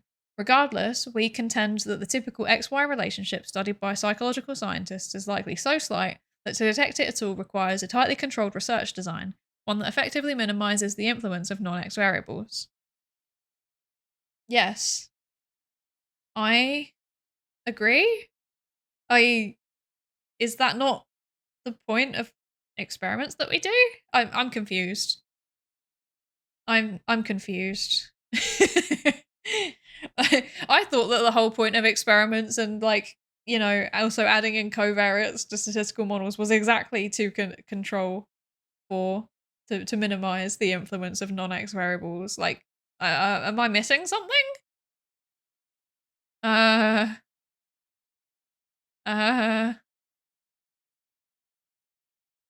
uh, okay. I'm gonna highlight this bit because that's helpful. The other bit, I'm like, I don't understand the point that they're making here because that seems very obvious to me. I don't know. I might just be confused. I probably am. Not true. Kobo is still older. That's true. She's actually reading. I know, right? Wild. What's going on? What's wrong with me? I finally finished my paper and got the word count right at the 2,350 limit. I can finally dedicate the brain cell to listening to the talk. Let's go, Bushy. Well done. Let's go. You did it. Well done. This looks like how I highlight the papers I read. Yeah. See, the thing is for me is that I highlight the stuff that I think is cool or useful, and then all of that gets exported straight into a Zotero note. And then I summarize it into like 3 bullet points if I feel like I need to. But this is a fairly short paper, so I probably won't need to. To be clear, our point is not that effect sizes need to be gigantic to matter. Effects on the order of r equals 0.1 or even smaller can be consequential when the XY relationship is repeated many times, applied to many people, or low cost to implement, for example, on nudges. On the contrary, we are increasingly skeptical of eye-popping effect sizes, particularly when produced by subtle and brief manipulations. What concerns us is that if effect sizes in psychological science are typically small, as we surmise, then simple XY statements, for example, grittier people are more successful or nudges encourage healthy choices, by failing to highlight the de minimis nature of the relationship can inadvertently mislead their audience. That is a good point. That is a very good point. It's almost like a form of misinformation within science, which is pretty cool. No, it's not cool. It's not cool, but misinformation is cool. Psychology. No, not psychology. I give up. Misinformation is not cool, but this is a cool concept. That's what I'm saying. Okay? We love misinformation here. No. Stop. I need to try out Zotero. I always use Mendeley. I'm a big Zotero fan. I love Zotero so much. It is my favorite by a significant margin. So definitely do try it out. Once you work out the how to best structure folders and how to use tags and stuff, and then like the auto export of notes, perfect, beautiful, beloved. Clipped it. No, no. Figuring out how misinformation works is what we love. Exactly, Marie. You know what's up. You know what's up. We don't love misinformation. We love trying to identify why people believe it. Exactly. Okay. What's more, we suspect that as researchers, we may also be misleading ourselves. Ooh. What if the real misinformation was the friends we made along the way? Terrifying. The primary evidence for researcher overconfidence in XY effects is the persistent norm of underpowering studies. More than 60 years ago, Cohen lamented that the typical study was underpowered. As shown in Table 2, subsequent surveys of statistical power do not suggest much progress. From Cohen's day to the present, the mean study in psychological science continues to have only a 1 in 6 chance of detecting an effect of r equals 0.1. Although we tend to recruit dozens of subjects for a given study, what is required are samples in the hundreds or more, for example, n greater than 780 to detect r equals 0.1 using a two-tailed t-test with a threshold of p smaller than 0.05 with 80% power. Yeah, so the standard cutoffs that we use when we're doing our statistical tests, we need really big samples, okay? That's what they're saying. Yeah. Yeah. It's true, but also, I don't have the money to do it, so yeah. This is a helpful sentence. Yes. Okay. How gloomy is the prospect of effects so small that they can be detected only with very large samples? It may help to recall that a common measure of effects, Pearson's R, is a ratio. The numerator describes the covariance of x and y, and the denominator describes the variability, standard deviation, of x and y. Likewise, Cohen's d is a ratio. The numerator describes how y changes in response to a given change in x, and the denominator describes the variability of y. Small effect sizes in psychological science are not a symptom of small numerators so much as enormous denominators. In the form of a one-liner, people are complicated. Yeah, there's so much going on that it just makes our numbers silly, basically. Oh dear. I love that. People are complicated. So true. So true. I feel that. I feel that very, very strongly. This median table of effect of power in psychology studies is also going to be helpful. So here are some examples. 70 articles published in the Journal of Abnormal and Social Psychology in 1960 using R equals 0.2, 0.4, and 0.6 as benchmarks. And then out of that, allegedly, 89% of them had a large correlation, which is obviously not, that's not right. That's not right. And then 2,261 articles using t-tests published in Psychological Science, Cognitive Science, Cognition, Actor Psychologia, and the Journal for Experimental Child Psychology between 2011 and 2014 using R equals 0.1, 0.3, and 0.5 as benchmarks. And this is also allegedly saying that 81% of them were large effect sizes, which again, that's not realistic. As somebody who does psychology research, I can tell you that's not realistic. Like, yeah, no. The biggest ones that I've found were like in the 0.3 to 0.4 range, if I remember correctly. I think the only one that was high, really, really high, was like it ended up being a multicollinearity issue. So basically, like all of the constructs were correlated really, really high because they were kind of measuring similar things. That's the only time that I've ever seen a really big correlation. Psychology finally solved. People are complicated. That's it. We can end the stream. We can end the stream. That's it. We've solved it. Okay. So why do small effect sizes still surprise us? We suggest that effect size magnification is in part driven by a special case of the focusing illusion, a concept first introduced with an oh god, I hate this word. Aphorism. Nothing in life is as important as you think it is when you are thinking about it. So nice. So true. It's still That's right, we're not giving up just because we've solved psychology. We can't give up on our science. I can read us out, don't you dare. Don't you dare. Thank you for the follow, Diffusion. Welcome in. Welcome in. I hope you're good. You are now in the participant pool. You're one of the participants now. You might have to take part in my research. But today we're learning about research, so, you know, maybe you don't have to. Maybe you can have a break. When working with some of my collaborators, the difference in the expected correlation between my field and their field is amazing. Yeah, it can really, really, really, really, really differ, right? Really differ. Like, to the point where it's a bit like, oh, you can actually measure things. That's wild. Bro, this is so cool. Thank you. You're a psychology VTuber. I am indeed, yes. And I am reading a paper. Or I'm trying to anyway. Come on, we've only got 2 pages left though. We can do this. Is this going to be the first stream where I ever actually finish the paper on stream? That's wild.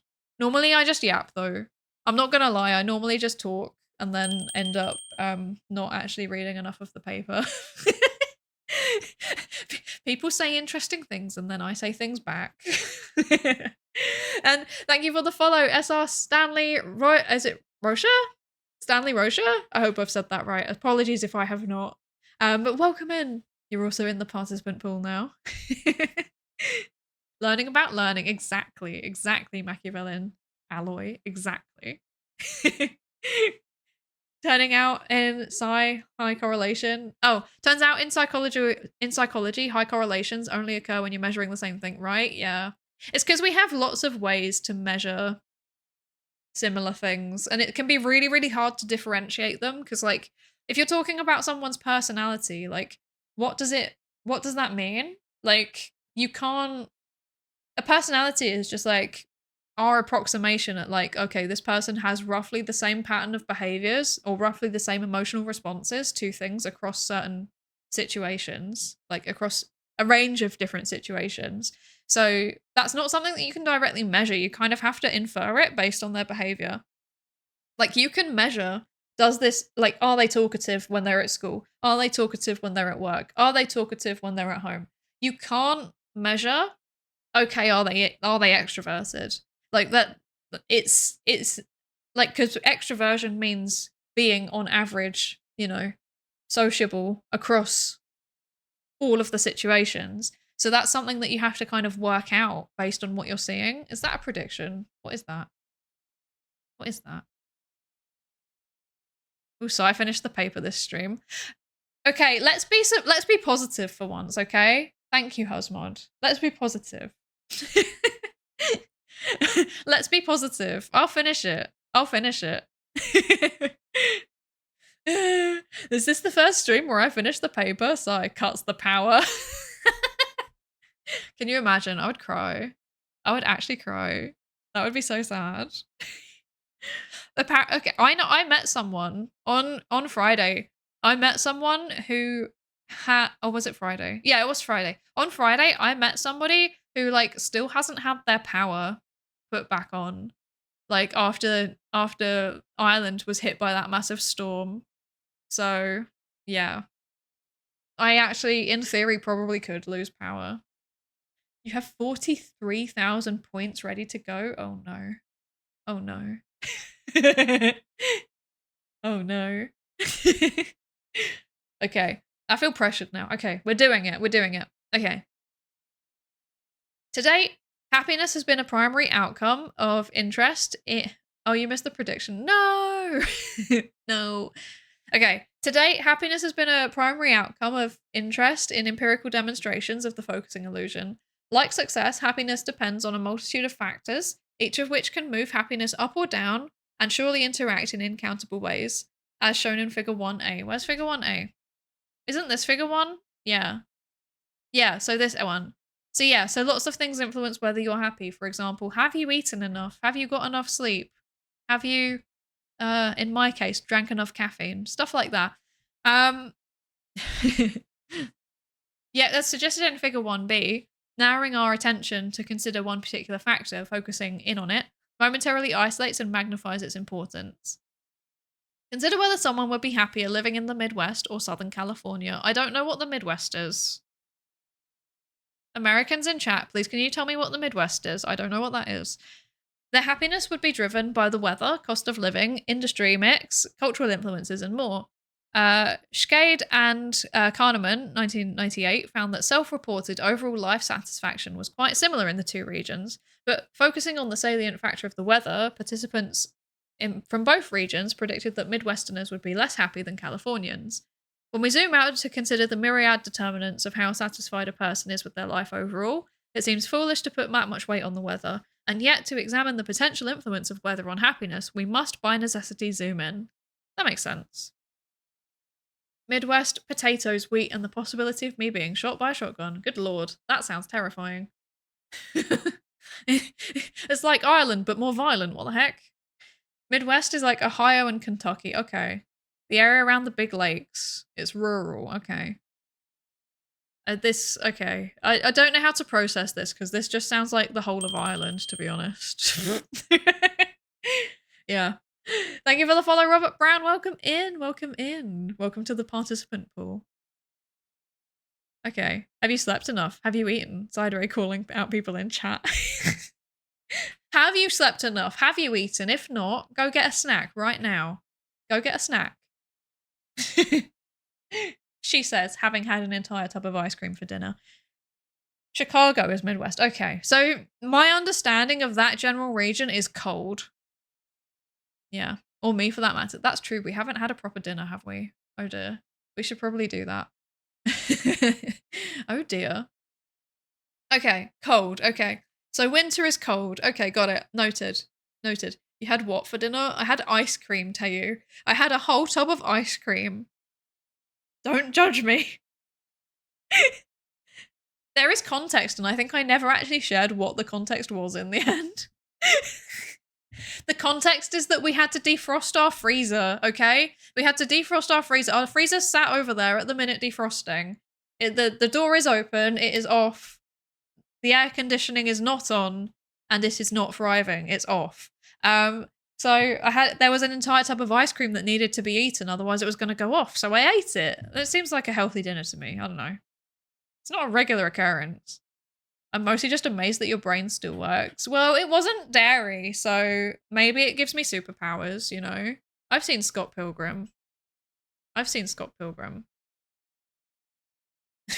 was like it wasn't the whole thing. It was like 2/3 of it. And it was just plain vanilla as well, so it wasn't even anything interesting. But I did put some like vegan Nutella on it, so that was quite nice. But yes, I managed to have a 2/3 of a ice cream tub that isn't actually ice cream because I have a cow's milk allergy, so it was actually technically frozen oat dessert. It was very good. Census region, bad. Or was that meant to be a link? Links are banned in chat, sorry. They get auto-screened out because cybersecurity in it. But I see, okay, so it's the cold region. I see. Hi Nasty, welcome in. I'm gonna mispronounce that if I try and read it out, but yes. welcome in. Reminds me of my great desire to drink caffeinated apple pie paste designed for US recon planes because it's caffeinated and so easy to eat. I'm scared. Why is that a thing? I'm not sure how I feel about that. I also have a milk allergy and many others. High five! I break out in horrible, horrible hives if I eat dairy. It's terrible. And also get an asthma attack. And every time I tell people, they're like horrified, but I'm like, well, it's not anaphylactic, so it's fine. Like I could die, but I probably won't, so it's fine. But yeah, I have a bunch of others too. I literally had an allergic reaction like at the end of the stream yesterday. I still don't know why. I don't know what I reacted to, but like my hands like got a massive rash over them and swole up, and I'm still trying to work out what it was. I don't know. It could have been anything. Could have been just existence. Oh, it was the Wikipedia link to the Midwestern United States page on the English Wikipedia. I should look at that. That makes sense. That's a sensible decision, Robert. Thank you. Let's have a look. Midwestern United States Wikipedia. Okay. One of 4 census regions. It is the North Central region. It is between the northeastern United States and the western United States, with Canada to the north and southern United States to the south. Wow, thanks. Okay. Okay, so the US Census Bureau's definition consists of 12 states in the north central United States: Illinois, Indiana, Iowa, Kansas, Michigan, Minnesota, Missouri, Nebraska, North Dakota, Ohio, South Dakota, and Wisconsin. Okay, yeah. I don't know much about any of those places, apart from that Michigan looks like a hand and that Iowa is a Slipknot album. That's all I know. And they're cold. They're largely kind of cold. And also Kansas has Wizard of Oz. Is that where the tornadoes tend to happen too? I don't know. I assume so because of the Wizard of Oz. This is the extent of my knowledge. I really do not know anything about the US. This is so bad. I can probably barely even pronounce Mississippi. Let's be honest.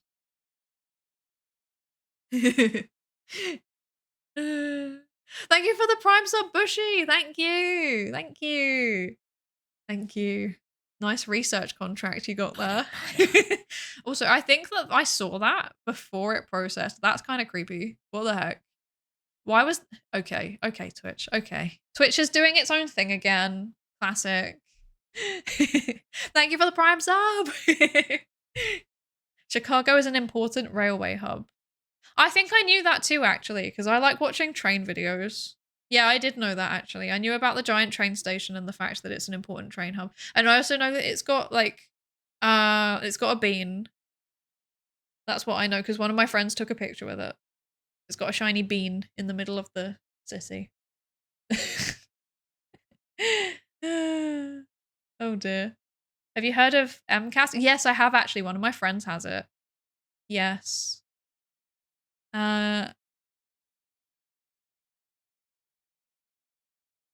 Yeah, I have a non-immediate allergy to dairy, actually. So, like, I have a delayed reaction to it. It takes, like, normally it takes, like, an hour for it to kick off. Because there was actually this one time where I went to a conference. It was in Scotland. I'm calling them out.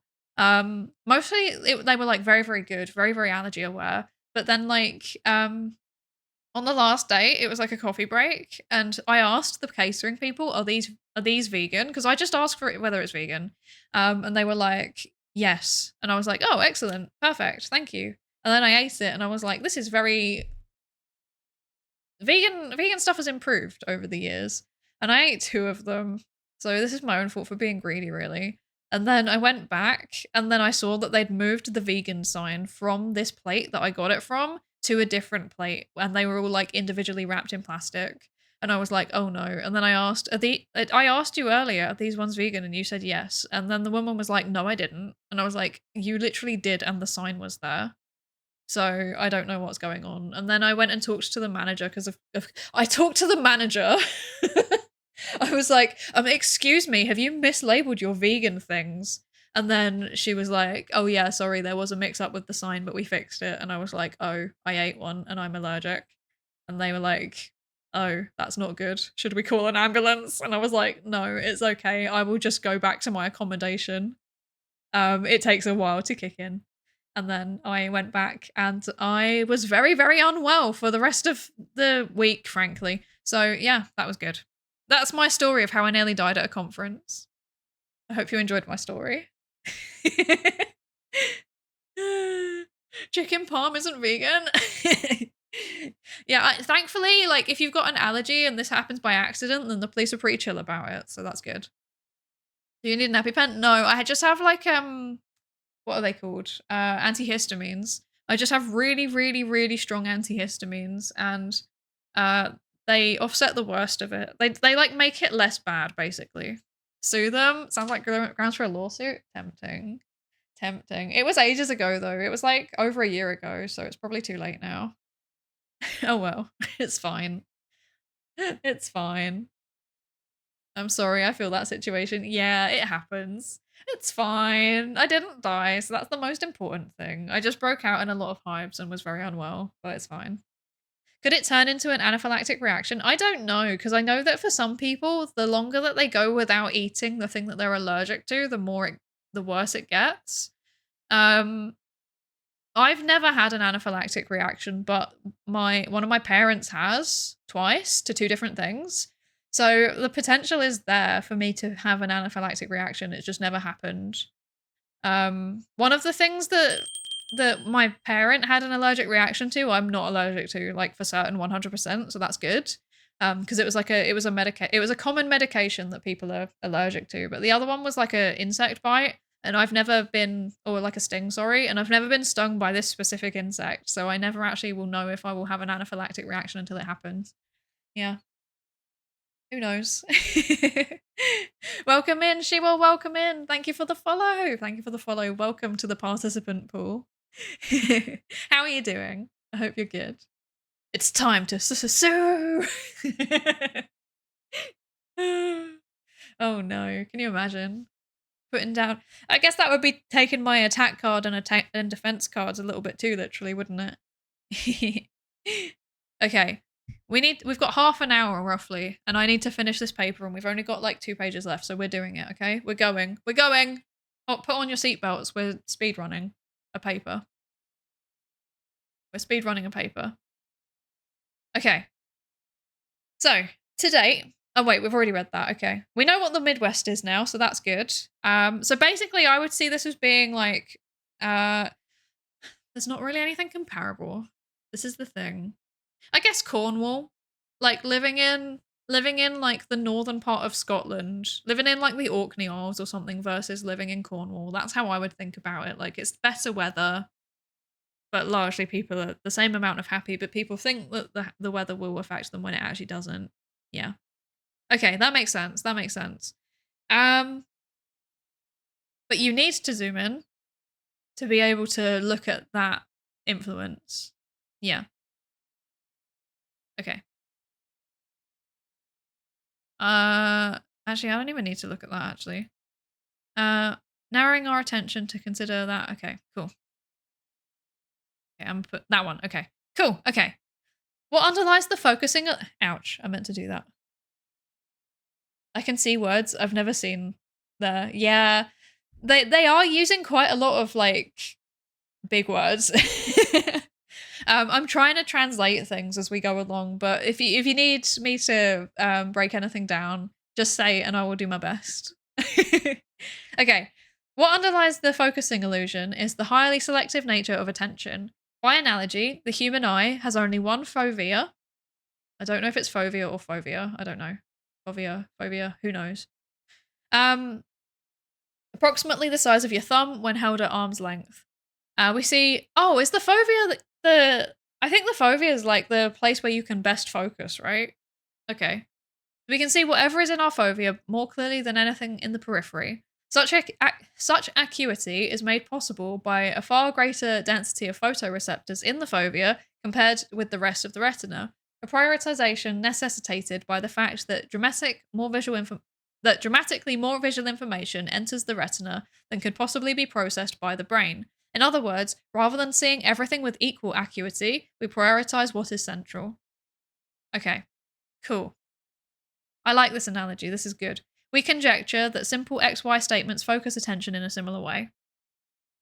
When we use a simple XY statement to specify our hypotheses ex ante or to summarize our results ex post, what unfolds is a kind of mental movie. In the mind's eye, we conjure an image of X changing Y against an empty backdrop, or at the most, a backdrop of other non-X variables optimally favorable for this effect.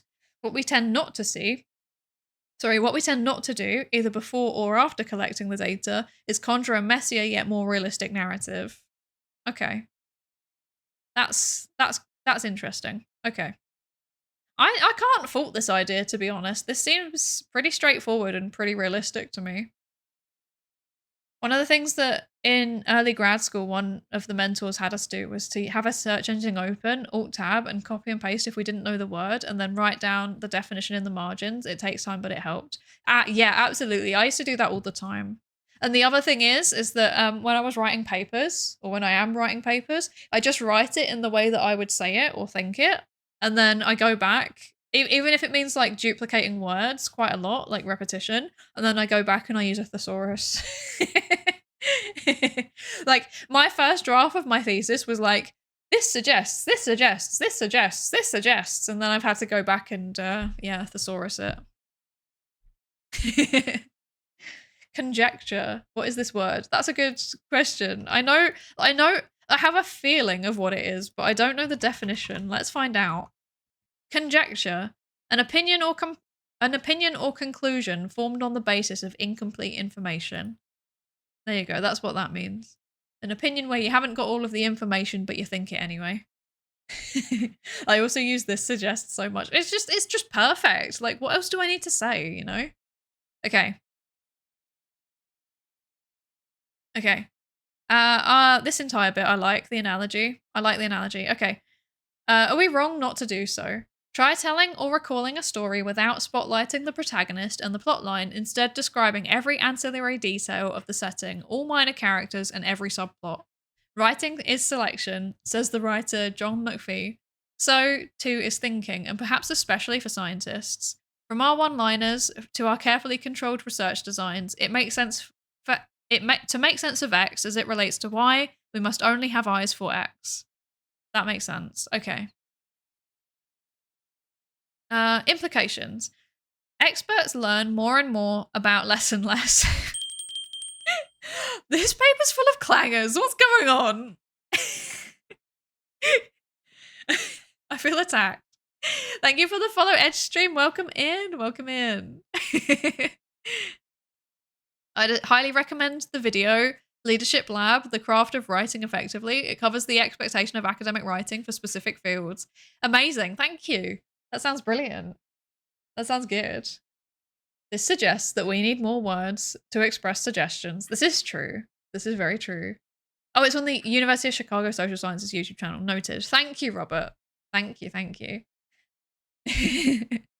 Why do they keep coming from the rafters with attacks in this paper? I don't know. I feel attacked. Okay. Experts learn more and more about less and less, goes the old joke, until they know everything about nothing. I've never heard this joke before, but I don't like it. I'm in this joke and I don't like it. Okay. We likewise suggest an inherent trade-off between depth and breadth that renders the effect size magnification something of a necessary evil. Okay. Okay. Cool. That makes sense. Where is the person who wrote this? I like them. This is who wrote it. Linnea Gandhi, Benjamin Manning, and Angela Duckworth. Angela Duckworth is very famous, I think, if I remember correctly. But I think Angela Duckworth was also... I think Angela Duckworth might be the person that came up with the idea of grit, which is like a psychological, like a personality construct that is basically just like how much you persist at something. Yeah, like even when it's difficult, how much you persist. I'm pretty sure that's what it is. I might be wrong though. But yeah, it got really attacked by the replication crisis. Not because it didn't replicate, but because it replicated with significantly smaller effect sizes than were expected. So yeah, I can see how that's led to this paper, and this is like one hell of a comeback paper, to be honest. Very good. Very good. Peace was never an option with this Gandhi. This is the nuclear Gandhi, let's be honest. Oh man. Gandhi was against violence, but it wasn't against throwing some words. That's very true. That's very true. All of the names are amazing. That's also very true. Love the replication attempts. Yes, we love replications in this house. We love it. I'm working hard on learning English lately. I can read like 6th grade books without a dictionary. That's amazing. That's really, really good. Well done. I can only speak one language. I can only speak English, so you should be proud of that. I've tried to learn other languages and it's always gone very badly. Very, very badly. I've got a monolingual brain, unfortunately. I should try harder, really. I should just be consistent and learn another language, and then I'll be too powerful. Okay. On one hand, it is a serious error to repeatedly expect dramatically larger XY relationships than what we typically find. This bias introduces problems from the very beginning of a research program, when we decide how many participants to recruit, to the end when we communicate our findings to fellow scientists and the public. Further, it compounds more systemic problems, such as the pressure to publish novel and counterintuitive findings at a galloping pace. When we expect implausibly large effects, we might find ourselves publishing spurious findings from underpowered studies, exasperating the already thorny collective action challenges that pervade social science. Yes. I like this whole paragraph again. I'm so sorry. I'm doing the thing. I'm so sorry. Ariane, welcome in. Thank you for the follow. Welcome to the participant pool. What are we doing here? We're reading a paper. We're reading a science paper. So this is about why scientists go into their study expecting that the relationship that they're looking at is going to be big and important and cool, and then they do the research and they find out that it's actually quite small. But that's okay. That's okay. That's what we're looking at. I was really happy that other people successfully replicated my data recently. That's so good. I love that for you. I love that for you. I'm really worried that nobody's going to be able to replicate my thesis. I'm not going to lie. It worries me. But I think it will be fine because like my thesis isn't like brand new and swanky and exciting. It's more like taking two big challenges and squishing them together, if that makes sense. And seeing how things link together and then kind of doing some initial testing to see how that works. So hopefully it'll be fine anyway. At this point, just highlight the whole paper. Yeah. Science. We are indeed doing science. That's true. I am a highlight a large chunk of the paper, but this is a good paper though. It's concise. Like when it's concise, I end up highlighting a high proportion of it, to be honest. The other day I heard about a doctoral school or maybe a grad school that required their students to pick up a second language among Russian, English, German, and French for science. I think it was in math. Oh, that would stress me out. I would never graduate. I'm not gonna lie. I'm not set up for like any language other than English. I've really tried. Trust me when I say I've tried. If my school required me to do that, it would be Jhove. I would not graduate. And maybe that's a good thing as a VTuber, but you know, it's not as a grad student. Oh dear. What language would you learn if you could? Well, I've tried learning German, French, Japanese, and a Slavic language. Any of those, I guess. Greek is also interesting. Greek would also be fun. But yeah. I think all of the ones that I tried to learn have all been like pretty big in terms of academics. So at least in the area that I'm in, they've all been really good for that. So, but yeah, just fail. All of them failed. all of them didn't go great. Mostly because I've not had the time to like focus on doing it consistently, you know, which is the biggest thing that you need to do. Duolingo stream went. Funny you say that. I actually have to do that because we did a charity stream a little while back and we raised a ridiculous amount of money, like way more than I was expecting. And one of the donation rewards was a Duolingo stream, so I do have to do that.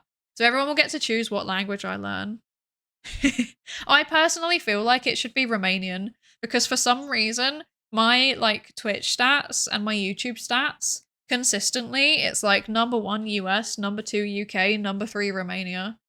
And I don't understand why because I've never I've worked out who one of the Romanians in chat is, and aside from that I've never worked it out and I don't know what's going on. There's like phantom Romanians in chat.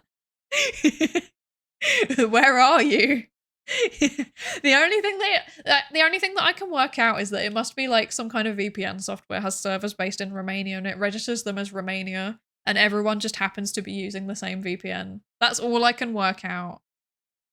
Congrats, thank you. Although really it's everyone else did the money, to be honest. They did the fundraising. I just existed and was a silly sausage on stream and then for some reason people gave money. So well, it was for charity, so it was a good thing, but yeah. Yeah, I agree. Thank you for the follow, Rivercom. Thank you. Welcome in. Welcome to the participant pool. I might have to learn Chinese because of DeepSeek with the US UK censorship regarding AI and stuff like that. Oh, that's intense. Good luck. Good luck. My recent goal is having average university student Lexile. It took me over 1 year to have 6th grade Lexile. That's really impressive. That's really impressive. Well done. I reckon you can get there. That's really, really good. I agree with Romanian. It could be fun. It could be fun. I've only found success in learning to read other languages. Yeah, I've been kind of the same. I'm okay at reading. I am absolutely terrible at like listening or speaking or writing. Like I really, really struggle with it. I guess it depends if uni offered language courses or if there's a good language school nearby. Italki might be an option too. Yeah, see, I did language courses at my universities that I went to and they were really, really good and I made good progress while I was doing it. But like the second that it stops, because there's always a break over like winter break or whatever, there's a break in the language course too.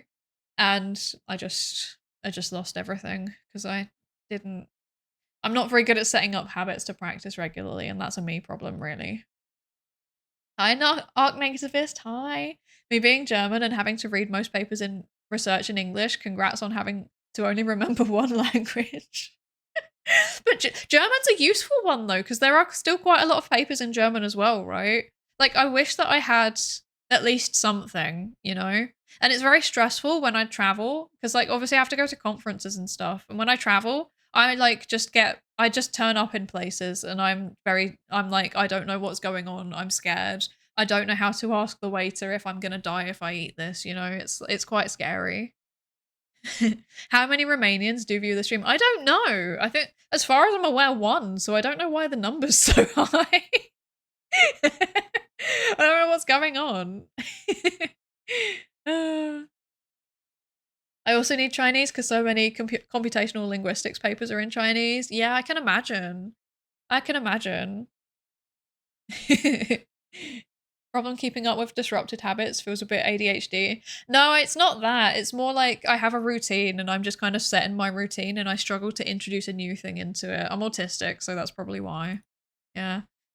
German would probably be closest to English. Yeah, I did pretty well at German. I think in terms of how well I did, like the Slavic language that I tried to learn, that went the best, I think, because I was the most like insistent on doing it regularly. The second best was Japanese because it was like, oh, you know, look at me. Look at me. Like I'm literally an anime girl. And then German after that, and then French I was terrible. I really, really struggled with French. I just don't like it as a language. It upsets me. So yeah. I think I just have a natural inbuilt reactance to French, you know? You came in from the recommended tab. Nice. Welcome in. Welcome in. I think reading aloud is the best way to learn languages. I always read books aloud. That's interesting. I was trying to do it through like repetition practice with like flashcards, and then also with like immersion, so like watching things and like having the subtitles on the screen in the language. That's what I tried to do. But yeah, I just didn't do it consistently enough. You need to do it fairly consistently, and I just didn't dedicate the time to it because I was, you know, doing a PhD. Maybe now I can actually make time for it. I don't know. Autism and ADHD can mask each other, and if I remember correctly, there's like a 70% chance of overlap in both directions. That's very true. That is true. I don't know if it's 70%, but it is quite high. But yeah, it's it's something that I'm like aware of it, but I don't think I have any of the ADHD stuff. It's just I seem more like chaotic when I'm on stream than I am when I'm off stream, to be honest, because there's just more information that I have to process, and I'm trying to process all of it. But yeah, it's definitely not. I've been assessed. I don't have ADHD. I just have the autisms. Yes. But yeah, it was literally just time, to be honest, because yeah, doing a PhD was very time intense and I was working alongside it too, so it was just really difficult to get the time in. That's an academic problem over here. All scientific papers are in English, and the new words are borrowed from English. Academia is spending resources trying to translate science. Yeah, I've seen a lot of things about trying to translate. It's a big thing. Like, I don't like the idea of everything all being in one language and everyone all just learning that language. I think that probably loses something that you can only communicate in certain languages, right? So yeah. My best friend Jupiter is Japanese, so Japanese came really quickly for me. That's so nice. I would love to be able to just practice, but I get too scared.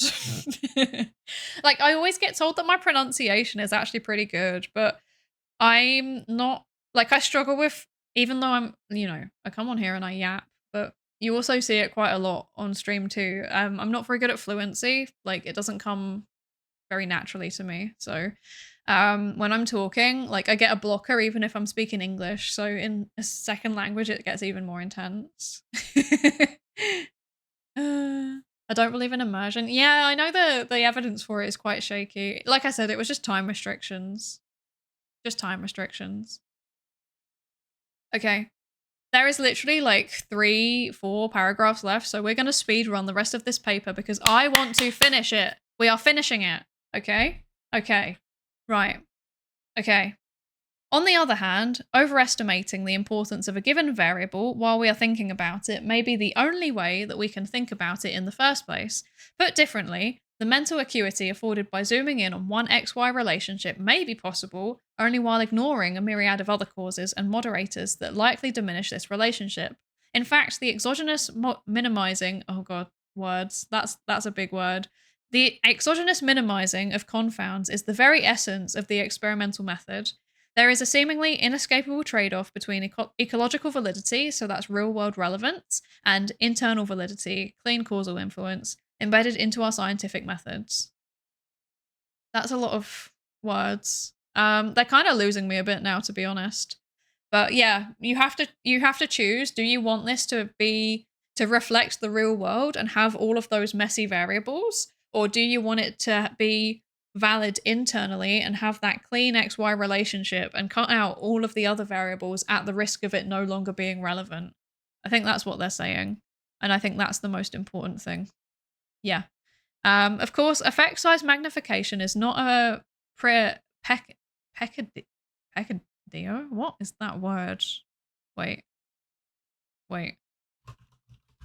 What does that mean? A relatively minor fault or sin. Okay. That's a word I've never come across before. Okay. But yeah, it's not a relatively minor fault unique to psychological scientists. No one can see or think about everything everywhere all at once. Why are the references? What is going on with this paper? I love this. As a profession, however, we are responsible for reckoning with it. Although remedies are not straightforward, as a start, a serious recalibration of expectations is in order. There is simply no reason to expect effect sizes large enough, as Cohen put it, to be visible to the naked eye, and no reason to be embarrassed about effects that are not. After all, the modest size of a typical XY relationship in psychology does not undermine causal inference per se. Certainly, no one would doubt the causal inference of genes on behavior, but because outcomes are typically influenced by hundreds of genes, it's not surprising that a relevant single nucleotide polymorphism X usually explains far less than 0.1% of the variance in a given phenotype. Just as polygenetic scores, which aggregate all of the effects of numerous genes, often correlate higher with phenotypes than any single gene, it may be that structural influences, for example, growing up in Texas versus Tunisia, and the combined effects of cigarette taxes and anti-smoking media campaigns and prohibitions against smoking in public spaces, that represent many, many X variables in concert, exert a larger influence on our focal Y outcomes than any single variable X. Unfortunately, these complex influences are not easily studied using the scientific method.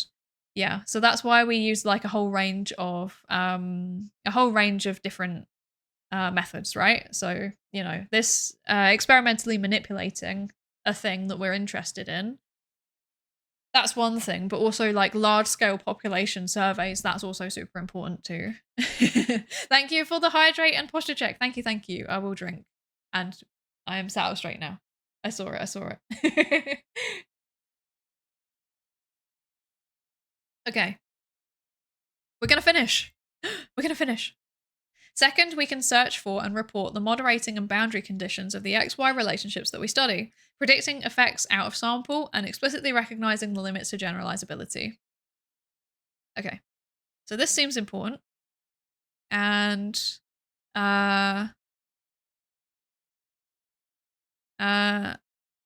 this.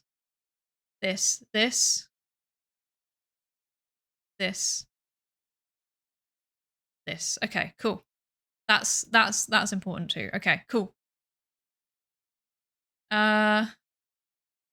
Represent many blah blah blah. Unfortunately, not easily studied using the scientific method. Okay, that's cool. Okay, cool. Those are the important bits there. And then finally, no, not finally. Third.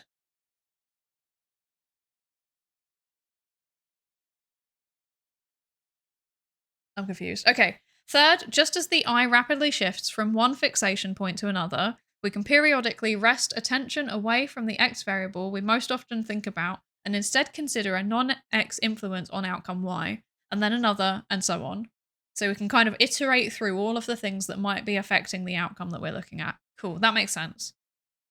We might even center our research on a given Y rather than a given X. So you could look at an outcome rather than, you know, a certain thing that might predict it. So kind of reframing it and like instead of focusing on, I'm going to manipulate just this thing and focus on that. Yeah, look at the overall outcome that we're interested in and kind of work backwards almost.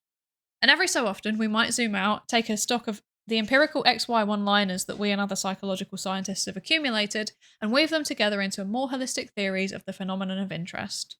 We may not be able to escape the tendency to exaggerate the effect we're thinking about while we're thinking about it, but we can shift what we're thinking about. Doing so may be our only hope at glimpsing the big picture. Yeah, we did it! We finished the paper. Let's go. Okay. This whole part, to be honest, as well. Yeah. Yeah. Okay. We did it. Yippee. Yippee. Oh, thank you for the other posture check.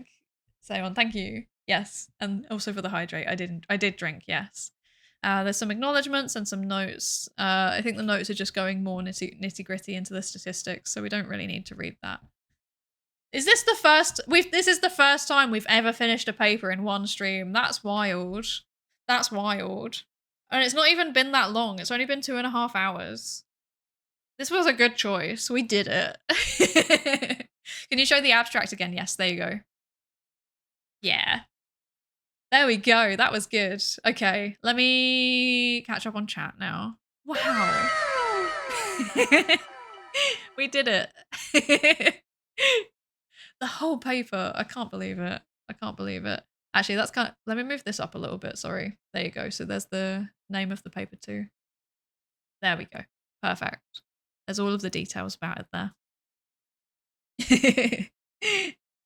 We did it. Let's go. Oh dear. That's it. Yeah, that's exciting. Someone on Twitter started talking about rounding errors in XY relationships. How much of an impact would that have? I guess that would have a big impact if you're like looking at many things all at once. Like what this paper's talking about, right? Yeah, when multiple are tied together. Yeah, okay. I can see that because it would like, yeah, it has a potential to compound. That could definitely be a problem. Yeah. Like X goes to sometimes Y. Sometimes what? Wait. Oh, I'm confused now. Oh no, I'm sorry. In between. Making things fuzzier as a whole chain. Yes. Yeah. Okay. Yeah. I'm on board with you. I get you. Definitely. I can see that being a potential issue. Definitely. Like, yeah, that would not be ideal. I think that would also be a really bad problem if you're having like a causal chain, right? If you're manipulating lots of things in a row, that could also potentially be a real problem. I speak Japanese very fluently. How I studied was reading novels and la novela aloud. That's such a good idea. That's such a good idea. I should do that too. A cow is a perfect sphere. So true. For aerodynamic purposes, for the purpose of our calculation, a cow is a perfect sphere. I'm often struggling to translate concepts from one language to another. So in a way, I wish there was one language used for research so there wouldn't be ambiguity in ways to describe concepts and models. That's true. But then like the diversity of ideas that you can express is constrained by the language, right? So like in theory, if you're if you're talking about something in one language, there may not be an accurate way to depict it in another language. But that in turn is kind of an indication that you should have that diversity, if that makes sense. I don't know. I don't know if that makes any sense. I don't know if that makes any sense. Some of the things when they started going into genes, I could argue with them as they started to stray into a landmine with that one, but I get what they were going for at least. Yeah. Well, I guess like, yeah, I guess because like obviously they're not geneticists, they're psychologists, so they're kind of just using it as an example. But I know how it feels when like you know the specifics of something and then like it's given as an example and you're like, that's not actually correct. Like I see it all the time when people are like, oh yeah, social media has like impacted misinformation, like the prevalence of misinformation and conspiracy theories, and I'm like, it actually hasn't though. Like it's more complicated than that. It's affected our salience of it, yes, but it hasn't necessarily affected the base prevalence, if that makes sense. They're always there. Even if you look at like opinion polling on how much people believe them, like it hasn't actually changed, but like we're more aware of it, and the ones that we see tend to either very dramatically align or not align with what we already believe, so we're more impacted by it, if that makes sense. Let's see. We did a thing. We did indeed. Pay for any percent. So true. I think Phi did that before. Like one of the other members of V Theorem, I think he did a paper speed run any percent. It was quite funny. I love the concept. Is this paper about how researchers surely would not be p-hacking or otherwise messing with the data, so don't worry about smaller effect sizes? They did mention that. They did mention that. They were saying about how, like, I think at one point they said it, like, part of the reason why we're talking about small effect sizes now is because of p-hacking. And, like, that's obviously a problem, but another problem is, like, when an effect actually exists and people just kind of overblow it, if that makes sense. Yeah. To me, immersion is just a fancy word and overrated. People want to believe what they want. Yeah, yeah, that's true. That's true.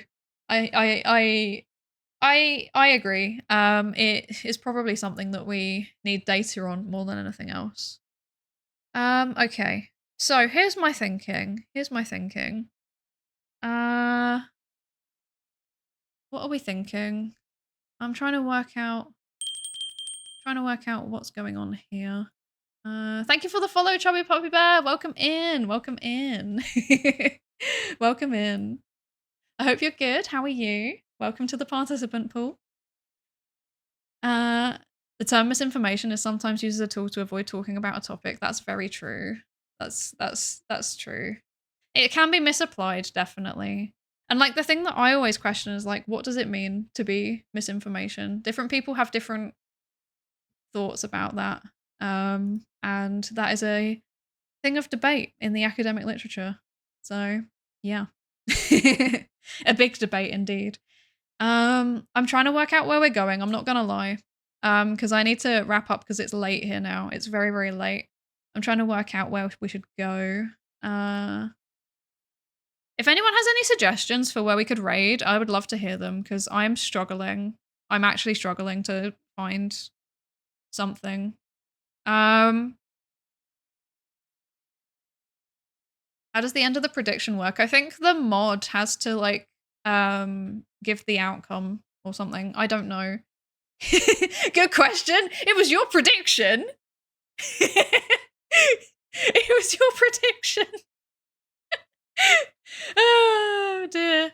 Okay, here's my thinking. I don't know who to raid into today because a lot of the people who I would normally raid into, I think we've raided recently. Nobody's doing any science stuff that I can see. I might be wrong, but I can't see anything. Maybe this one? Maybe? This one? I'm like I said, I'm willing to take suggestions. How are we? You know what? We're gonna raid into an art stream. We're gonna raid into an art stream. That's what we're gonna do. Okay. So, we're gonna raid into an art stream because I can't find any science. I can't find any science.